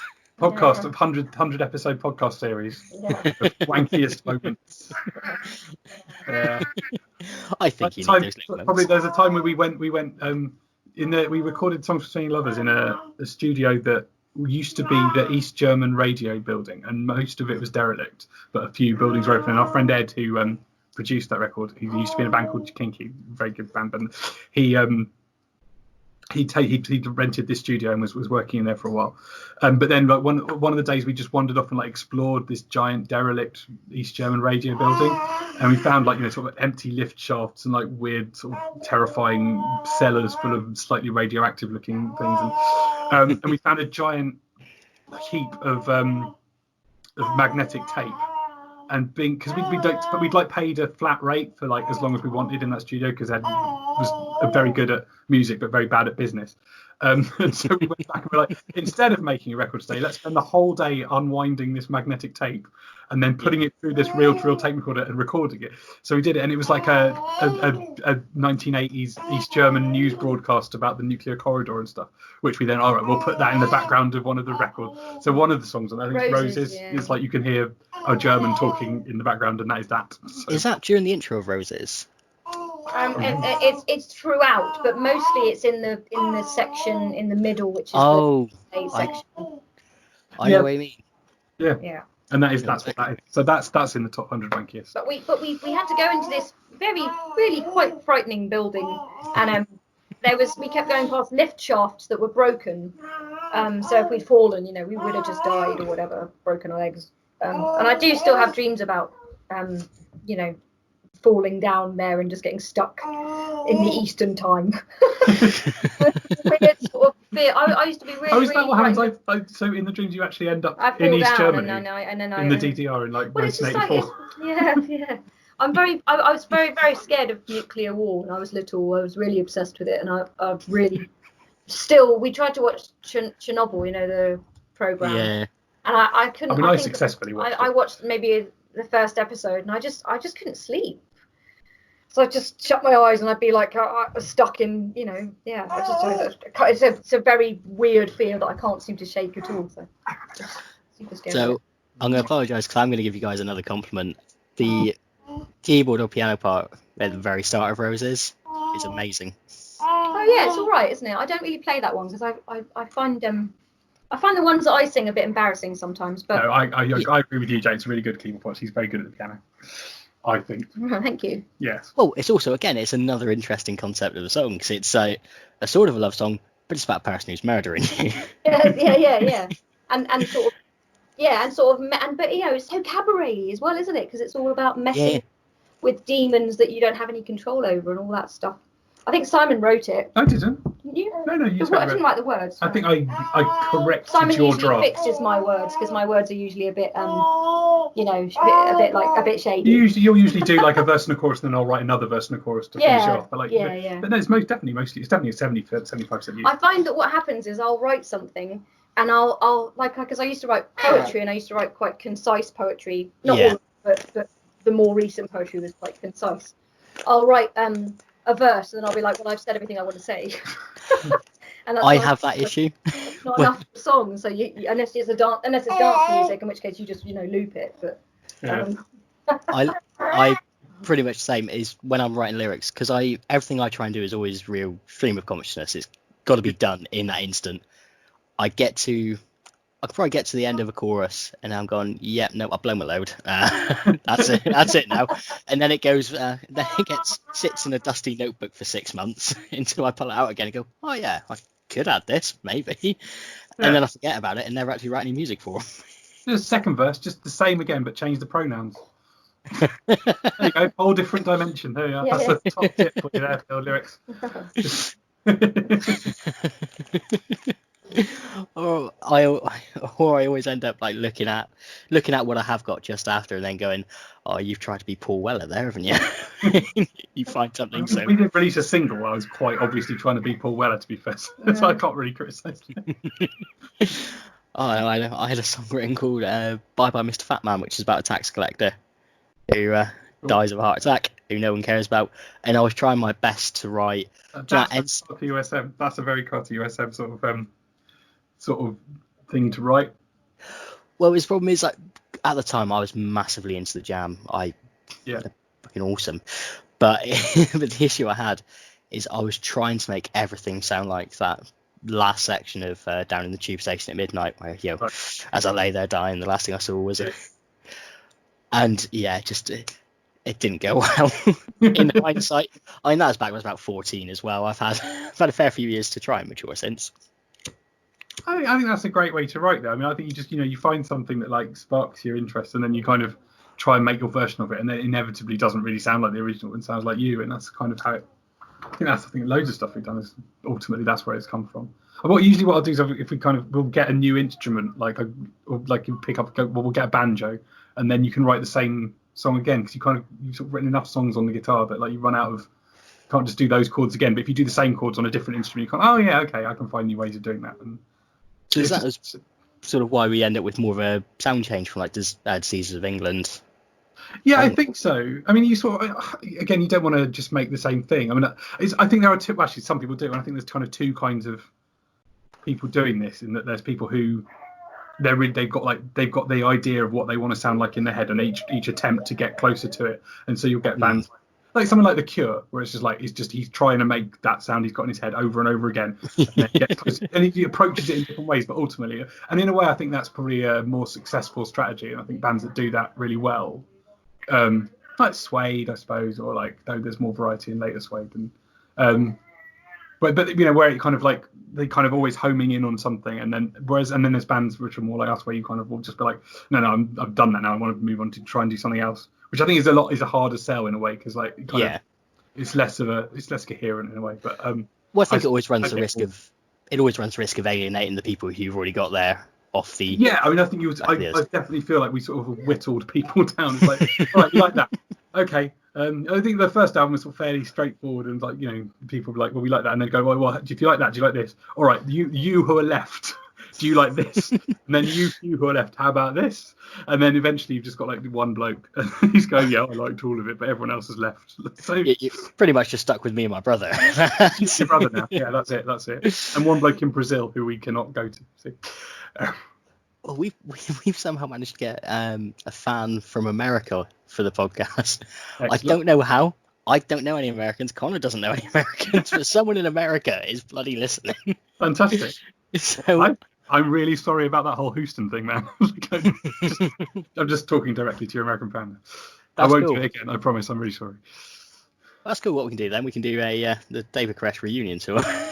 Take it too. Well, I mean, I really do want to get that on stage, because that's kind of what we did this Paradise Rocks musical last year, and that's It's kind of Paradise Lost in the style of an Elvis movie. I saw But the the next concept and thing I after loved that is I really want to do the David Koresh show. Also, I really want to do this acid house musical that I was working on, but I don't know how I'm gonna.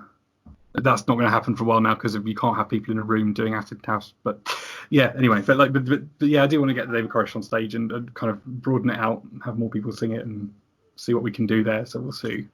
Well, I hate to say this, considering he's not with us on the show today. Connor does literally tour around the world, starring in musicals and doing junk bands with shit like this. I'm pretty sure we could get him involved in that. Or he would be somebody who's help. I'll be willing to help out as well, because that would be fucking phenomenal. It'll be fun. Yeah, cool. Where are you? I don't even know where you are. Oh, sorry, I'm down in Plymouth. Oh, Plymouth. All right, yeah, cool. So yeah, just in the arsehole of the country. Along the coast, near Brighton now. So, yeah, so it's not exactly a major commute for either of us. We're both down in Plymouth, so. But yeah, if you do actually, well, it's definitely at the stage where I'm sort of like going, we just need people to get involved, and who just, mad people who've no self-respect, who just want to throw themselves into something. Like that's kind of the only way to do it, because there's no money or anything. So well, exactly, yeah, anything like that. I'm pretty bad at filling in like Arts Council forms. I've got a very good friend who will fill in Arts Council forms, and I'm just so bad at it, and I just go, no, screw it, we'll just do it anyway. Which is a bad approach. But in the long term, is a bad approach. But in the short term, it's like all I can stand. So we've been doing this. We've been doing it in parks. We went to Brighton with the Book of Job show the other day, and we just sort of set it up in a park and just did it as like a sort of for free to anyone who wanted to turn up, just to do something, because I haven't been able to do anything for months, and I know it worked really well. So I mean, but again, it's not exactly a profitable endeavour. Well, I suppose sometimes it's, do you enjoy it? That's the main thing, I think. As much as money's important in this life, we all need it to live. But doing things like that and being able to go out and do things like that, and especially with your and Julia's level of creativity as well, like if you can enjoy doing that and then just set up these random ad hoc shows in the middle of the park, I think the thing is like we do try and make money for things, and we do try and sell things, and and in the past we have done that moderately well, but like we'd be doing it anyway. I think is the thing we can't get away from. Yeah. And so we've got no leverage with the world. We can't sort of say, listen, world, either you pay us or we'll stop, because we won't. We'll be there anyway. So it's like in terms of economics, we're not in a good position, because we don't manufacture our own scarcity. Well, I think one thing you can do for a minute then, as though chances are the people who'll be listening to this are people who are already fans and have your albums, and 5 people that I know. Feel free to plug your website in that as well, because it is an amazing website. Because it's all just yeah, it's right. I need to probably redo it at some point in the next few years. It's been 3 years since we did a release. I haven't fiddled with it. Yeah, Indelicates.com has everything. The other thing we've been doing recently, as you've invited me to, we've been trying to sell this magazine, which is kind of for children, which is like, if you remember Storyteller magazine with like tapes from the 80s. Yeah. I just thought I love that, and I want to make. So while we've been trapped in the house, we've kind of made a magazine that comes with a CD, but everything's on Spotify as well, and you can just find that's at storygoblins.com. Just that, like, some of the stories there, they're quite funny, they're quite anarchic and weird, and they're all on Spotify and everything. But we're trying desperately to sell those magazines, which is ridiculously hard, it turns out, because no one's got any money or anything. But yes, that's what I'm plugging at the moment. Well, the main thing I always love about your website as well is the fact that it looks like a normal website, and then you've got bullshit and ephemera.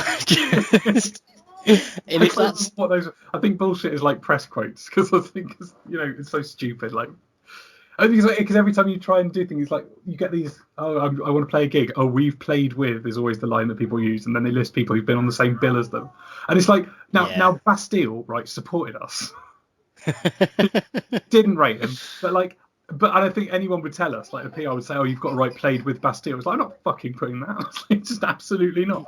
But they played with us, if anything. But yeah, it's like being on the same bill as if that means anything. But so it is bullshit.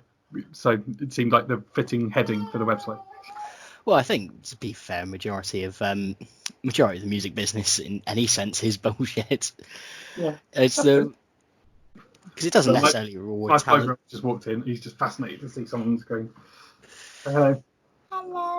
Hello. Right. You right? What's your favourite album? Daddy Donut. Daddy Donut. It's got a really good album about dinosaurs, Daddy Donut. Genuinely really good album about dinosaurs. What's the actual comment? I can't remember what the actual name of the album's called, but Daddy Donut has got one about it's quite punk rock. He's Swedish, and it's like he's got one that sounds like Lust for Life about a T-Rex. And it's my favourite of all the dinosaur-based concept albums that are out there, of which there are several. And my favourite song of him is Running from a T-Rex. Running from a T-Rex, a very scary T-Rex. Check it out. Genuinely though, if you've got any interest at all in concept albums about dinosaurs, Daddy Donut is the one to go for. He's a legend. Yeah, It's cool. I've written it down in my notebook. Excellent. As long, also, I've jotted down Vile Pervert at the Opera, so I do make notes throughout all these. I'm sorry about the notes. I'm sorry if you are ever investigated for the contents of your notebook. Oh yeah. Well, no. Thankfully, it's mostly albums, and then occasionally I'll write something rude, just in case anyone looks at the notebook. Although I think I'll be writing rude stuff in there anyway. Yeah. But going back, so in terms of lyrics, and I promise I won't keep you too much time. I know you got. No, you're fine. Julia's sort of in and out because of the baby is the only thing. So it's not the patriarchy. Well, it sort of is, but like I mean, it's the baby keeps. Yeah, we're just. I'm talking more than her for that reason. So. Yeah, no, that's okay. Like I said, with Julia, if she did want to come on, we'll do it by herself like that. If that would work. I mean, I don't know. I think she's. She'll be back in before we're done. But like, yeah, that's. We'll sort it out at some point. Yeah. We've got my email anyway, so that's always handy. Although I can't explain how weird it is though. Having an email pop up in it being Simon and Delicate and going, I only know these people from the music I listen to. I only know this sort of angry nihilistic person. Well, I mean, on the basis that it is a bit weird, like I know what I'm like when I try and be friends with Jim Bob, which I can't do. So it's like I met James Dean Bradfield, and I accidentally got into a weird, like, it was really, it's like, because I was too scared to go up to him, and Julie was like, no, I'll go up to him. So Julie just sort of marched up to him and was like, hi, with the Indelicates, hi. And it was backstage at a festival that we were headlining on stage. It was like that one year when we were doing really well in Europe. So we were headlining one of the stages, and the Manics were headlining the other stage. And obviously there was a much bigger stage, and I was the little one. Like, it was, we were kind of meeting more as equals than I ever thought I would be able to meet. Yeah. But she went up to him, and he started. I don't know, because I love him and I love his band, and it was really a bit much. But he's used to meeting people, and he's also used to living up to being like the clever band. So he had this thing he said where he was like, oh yeah, we've just been on a bus, we've just been trying to work out which albums have got like caesuric pauses in the title. Right, obviously thinking that I would not know what a caesuric pause was, and I'd be all impressed. I'm like, oh, that's nice. Yeah, cool. I do. It's amazing. You're the clever band. I'm glad to meet you. But I've got a degree in Renaissance studies, so I was like, I do know what a caesuric pause is. So I said something like, oh yeah, you could like there's one in Satisfaction, isn't there? You can't get no satisfaction, thereby demonstrating that I knew what he meant and I knew what a caesuric pause was. At which point he just sort of looked like annoyed I had done this and really overstepped a boundary, and he sort of reverted to, he was like, well, he said well, I'm just a boy from the valleys, what do I know? And I was like, oh no, I'm having an argument with you. I don't mean to have an argument, I love you. You accidentally humbled James Dean Bradfield. Yes, exactly. I felt like I'd sort of colonially stamped in his face. I was like, no, I didn't mean to come here flashing the degree around. James, you're amazing. I love. Yeah, so that was bad, but so I think at that point I was like, I'll just like people from afar. I don't need to meet them. It's just I can't be trusted. And we got to watch their set from the side of the stage, which was like the best thing ever. So that was fine. The only brush with bands we've really had is a bunch of us went up to Bristol to watch Billy Talent. Right. All massive Billy Talent fans. Yeah. But the way, because they've changed Bristol around a little bit now, but where the old coach station used to be by Colston Hall, it was literally walking distance to the O2 Academy there. Right. And we'd been up on the strip having a few beers back in those days when we were young and pretending that that's how you live life. Yeah. But we're walking back past, and just outside the O2 Academy, there's 4 blokes there with a tour bus, and we're like, that's Billy Talent. And I did the most obnoxious thing you could ever do, where it's like, your guys got gay. But thankfully they were really cool. they ended up pinching a cigarette off me. Well, Thought what I was saying. You're the guys that can afford them, or at least compared to me. it's a fundamentally impossible situation because there's that Robert Anton Wilson thing about how communication's only possible between equals. That like the minute there's any kind of power imbalance in a conversation, then you stop communicating, and it's why politicians don't trust what people are telling them because people don't trust politicians, and it kind of spirals out of control. And I think that's totally true. Like every time you put me in a conversation with Jim Bob, which I've attempted to do on several occasions, and I'm just not capable of it. Like I just can't. I'm 212 when I see him. Yeah. So, well, I just, I'll just sit with you. And like Les, like Fruitbat is a lot easier to talk to. So I've sort of managed to have quite decent conversations with Fruitbat in the past, but like the Jim Bob, I can't do it. So I'll just sit. I think it's better for me and everyone if I just go, look, I'm just going to go listen to your album quietly on my own. I'm going to think they're brilliant, tell other people they're brilliant, and then you can just stay away from me because it's the only way to go. I think there'd only be one musician who I would completely count. Like, thankfully, due to varying issues with bipolar disorder, if I'm on a manic phase, I could talk to anyone. It's brilliant. Yeah. But if I were to meet Jason Newsted, the former bassist of Metallica, like he was my idol growing up. Like when he had the long curly hair and that big snarl we used to the growling back vocals, I wanted to be that. I thought I'm going to grow up to this, and then I didn't grow past 5'6", and so and my hair wouldn't grow long either. So I've had to try the punk method of just dyeing it random colours since. But if I met him, I think that'd be the only one where I'd sort of clam up and be like, Mr. Newstead. Yeah. No? Yeah, it's weird. It's just a weird thing, isn't it? I think it's that, especially if you're into. I mean, I think people I was into when I was 15, 16, I'd be okay with, but like with Carter, I was just too young. It's my brain's pride. I can't deal with it. Well, yeah, that's it. I think like a lot of the other bands I'm into, so like bands like the Cribs, Yeah. I would be able to meet them fine, I think. Yeah. Even though their music, again, is much like yourself, it's had a big impact on me. Like yours has mine. Get my words out.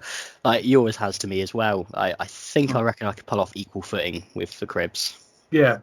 I suppose doing a podcast helps as well because it's like there's a reason to be talking. You're not just going, hello, exactly. I'd like to talk to you, and it's a weird thing. But not gonna lie though, with severe anxiety, I was sat there last night just sort of going, guys, I'm having a bit of a panic attack, and my friend just texts back, you're gonna be fine. You can talk at length about anything because you never shut the fuck up. And I was like, yeah, I understand that side of it's gonna be fine. But will they like me? That really sort of like. Yes, I've barely heard of myself. I'm not famous enough to have to reply to anything. Yes, of course we like you. Yes, that was never going to be in doubt. It's always fine. I was anxious too. I'm anxious talking to everyone. I've got all the same shit. I've got all the same shit. All that bipolar shit. It's a load of crap. Kanye West. Did you hear that Kanye West song about where he just starts? I can't remember which album it was, but there's one where he just starts shouting about ain't a disability, is a superpower. Ah! Oh wow, that is appallingly close to home, Kanye West. Yeah. It was really kind of like got right into you. Yeah. If you know what that's about, then you're like, oh man, I really know what that's about.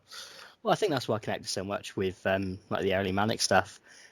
Whilst Richie was struggling with all his issues, that's why the Holy Bible does fit perfectly with me. It's like my favourite song from that album is 477 Pounds. Not so much because of the anorexia side of things, because I can never be guilty of being thin.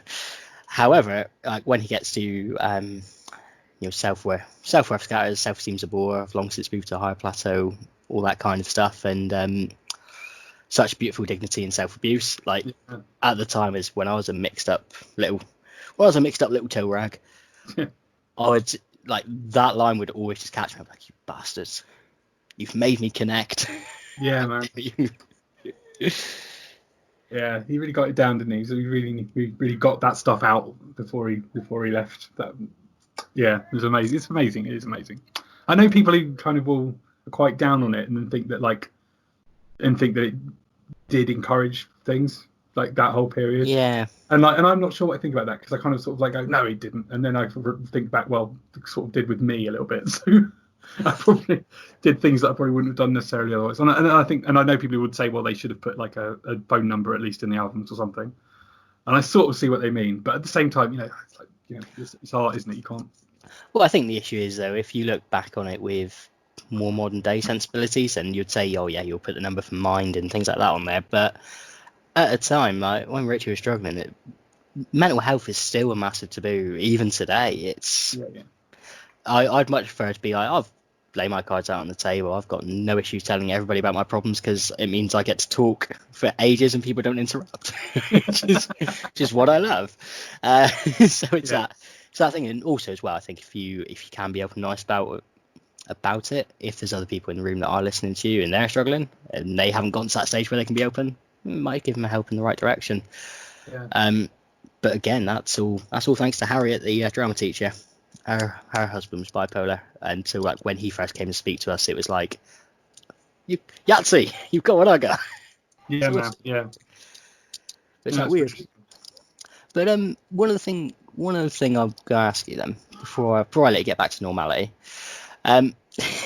lyrically speaking, your albums, and obviously I don't know what the divide is in terms of you, Julia, for the lyrics, but lyrically, it's phenomenal because it's so different from everything else I hear. Like the fact that you then drop in references to Jacques Derrida and Michel Foucault and things like that. I remember we played that once above a pub in Camden, right? And obviously that I refer to those in quite an ironic way. Like I'm not just sort of. It's not just here's what I know. Yeah, but someone apparently was left during that song, and my friend Keith was like, "Oh, do you not like the band fella?" And he was like, it's just a bunch of twats going on about what books they've read. Just sort of completely, that totally owned me. I was like, yeah, you're right. That's absolutely what it is. Anyway, sorry, carry on. But it's, I was gonna say, it's like little things like that, and it doesn't seem to matter what song it is. You always manage to write lyrics that fit perfectly with the music, or so it's I don't know whether lyrics come first for you or music comes first and then the lyrics follow. I'm always a lyrics first person because it takes me too long to write music. But it's how much of that writing style is based on your own influences in terms of bands and musicians? Okay. I suppose there are two. I guess Julia's sort of I think she's just given up and doing babies now. But they just keep jumping on me. That's okay. I'll try and sum you up as well. Yeah. I mean, a lot of there's kind of two ways we do. There's kind of these days there's sort of two kinds of songs, Indelicate songs. There's songs that Julia will sort of like start and not finish, and I'll finish, which is sort of about half of them. And then there's ones that I'll do on my own, and then occasionally there'll be ones that Julia just does all the way through on her own. But quite a lot of the time Julia will kind of like, but then the idea of a divide doesn't really make sense with us, because I think we just, like we're married, and like if I'm usually writing a song that I think Julia is intending to write, like it's not all coming from me, so I don't really take credit for anything. I think it's all by us. Yeah. And even if like the actual process of typing out and writing, recording stuff and demoing it, and here has just been me, I never really feel like I never feel like, oh, that's one by me. It's always by they're all by us. Even once there, because like it's their conversations we've had and stuff we've thought about, and we're quite in tune with each other, and we've been together a long time. So so there's that. And in terms of like, really, I suppose it's like it goes back to bands like Carter, where it's like I say, it felt like it was. That's what it's for in a way. Like you can't just and actually often music I listen to, it isn't necessarily like that, and I will listen to instrumental stuff and stuff that isn't lyrics. But I kind of, for me, I feel like because I think you could, like we talk about being wanky and stuff, and people could have accused us of being pretentious. But I think if you're me, it would be much more pretentious to kind of pretend that I'm like the Strokes or something. Like I'm not mainly thinking about girls and drugs. I'm married and I've got children, and it's not the sort of thing that's not the thing my head is full of about how cool it is to stand on the street corner. That's not something I tend to think about. I am usually thinking about like Unity Midfield or something, because I'm a bit of a twat. So it would be more pretentious to pretend that's not true. So I kind of you do like that. Do you think people view that as pretentious? Because I think a lot of times people will always judge music as it's about the basest sort of things. So sex, drugs, rock and roll, failed relationships. So I think when music is being used by somebody who, rather than call you a twat, would say is more on the nerdier side of things.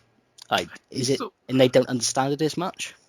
I suppose I don't really think of myself as a nerd, but I do speak it fluently. Yeah, I mean? trust me, I know. Yeah. I'm trying to think about that. It's a good question, because I suppose what I really like in art is when the thing that's being communicated.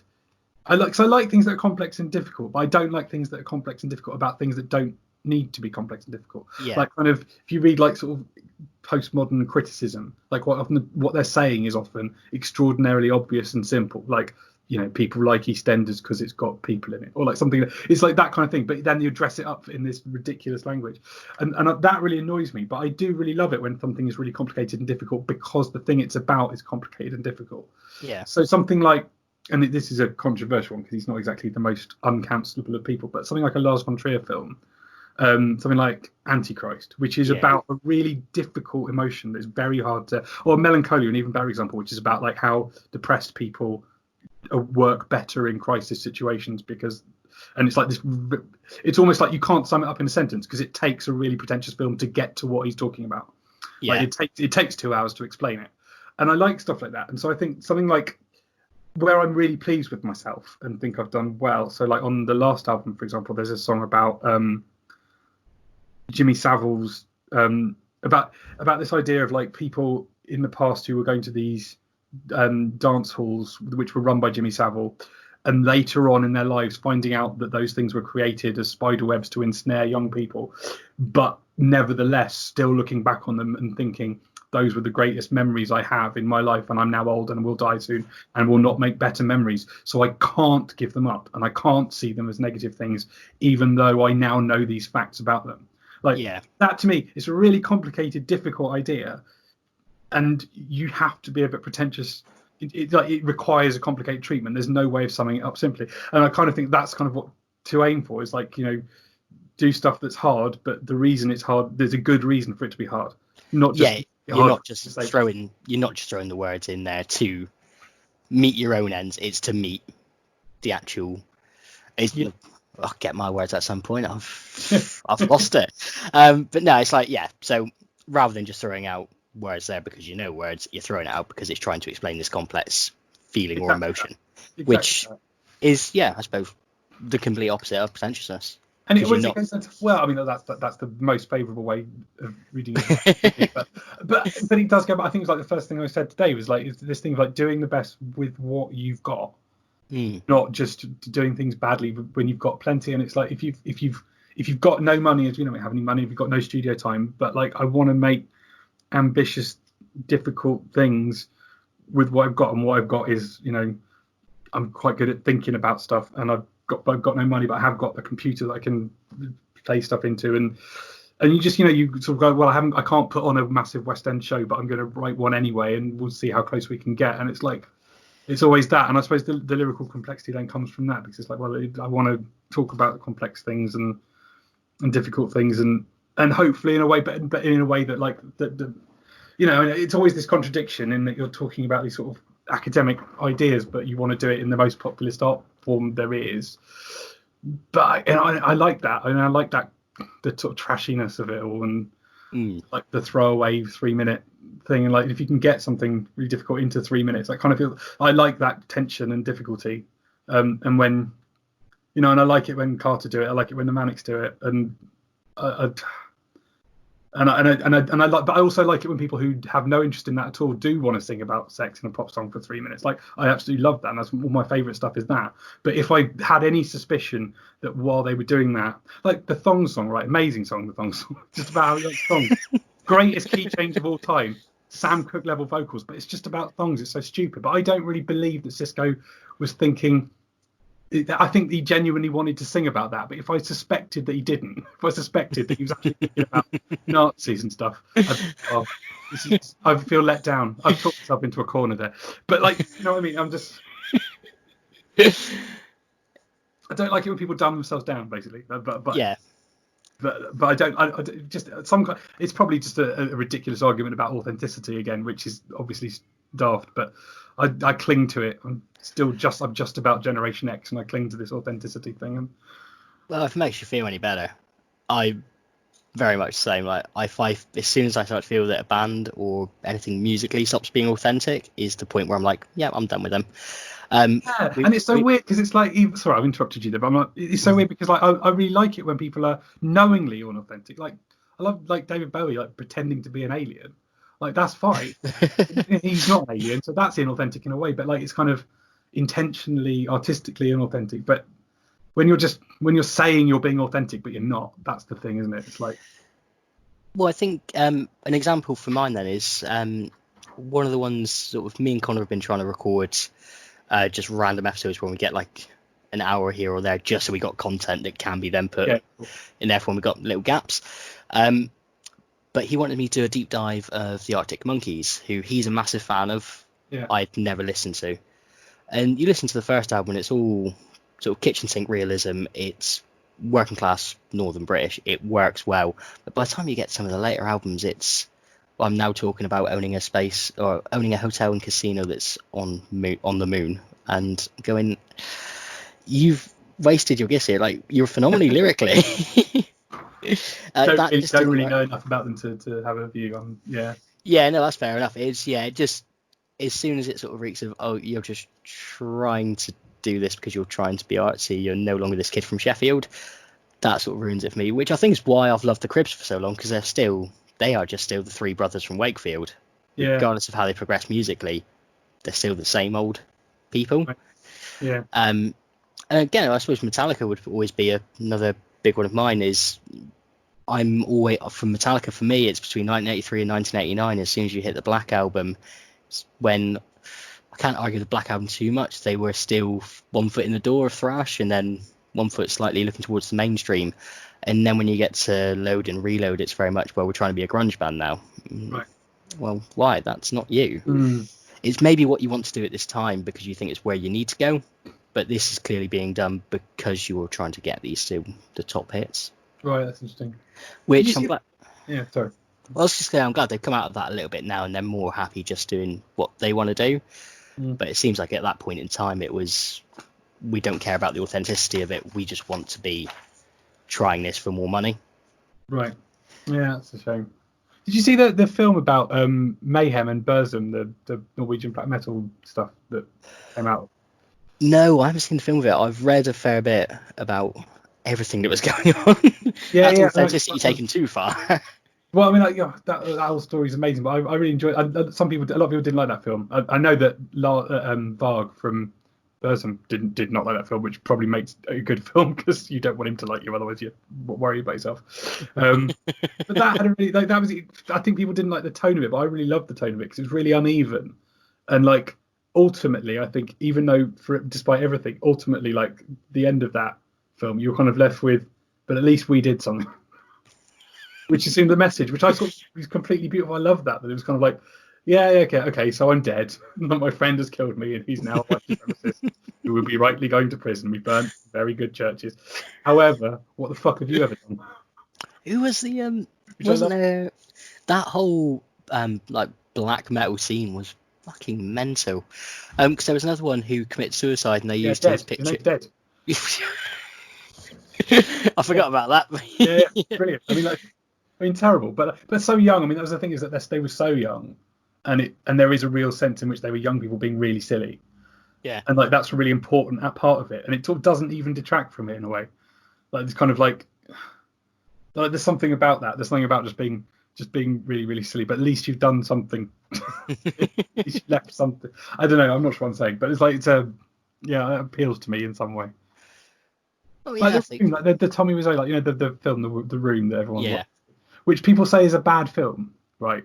And it is sort of on some criteria, but at the same time, if it was a painting, right, and like despite his breaking all the rules of painting and failing to produce a photorealistic painting, had nevertheless given you as clear a glimpse into his soul as the Room gives you into Tommy Wiseau's soul, you wouldn't say that's a bad painting. You'd say that's a good painting, and it'd probably be very well regarded. And it's only because film has this sort of pretension to like having rules and realism that everyone goes, well, it's objectively bad. And actually, what the Room does is gives you a very clear portrait of him in his total failure to give a portrait of relationships. And that's really interesting because again, that is the book that they made the film of. So Greg, who's in the Room, wrote a book called The Disaster Artist, which is an amazingly good book, which has been adapted into a quite good film. But But the book itself is like all about this sort of sense of artistic heroism of just like, yes, he's made this, and yes, it's absurd, but he's done it, and like there he is, he's sitting in a cinema watching this thing he's made, and like I love that. I just that sense of like, he's done something. It's like he's actually done something. I think that's how to live as far as I'm concerned. Though it's bad financially, but it's if anything means anything, it's got to be that. Well, it's actually, you've managed to achieve something that isn't just sitting in a call centre taking calls. Yeah. Which is why I'm doing this podcast nowadays. Because I want to be achieving something. Oh no, I think I decided to do this during the manic phase. That was the genesis. It's possible that is why I'm saying all those things. Possible.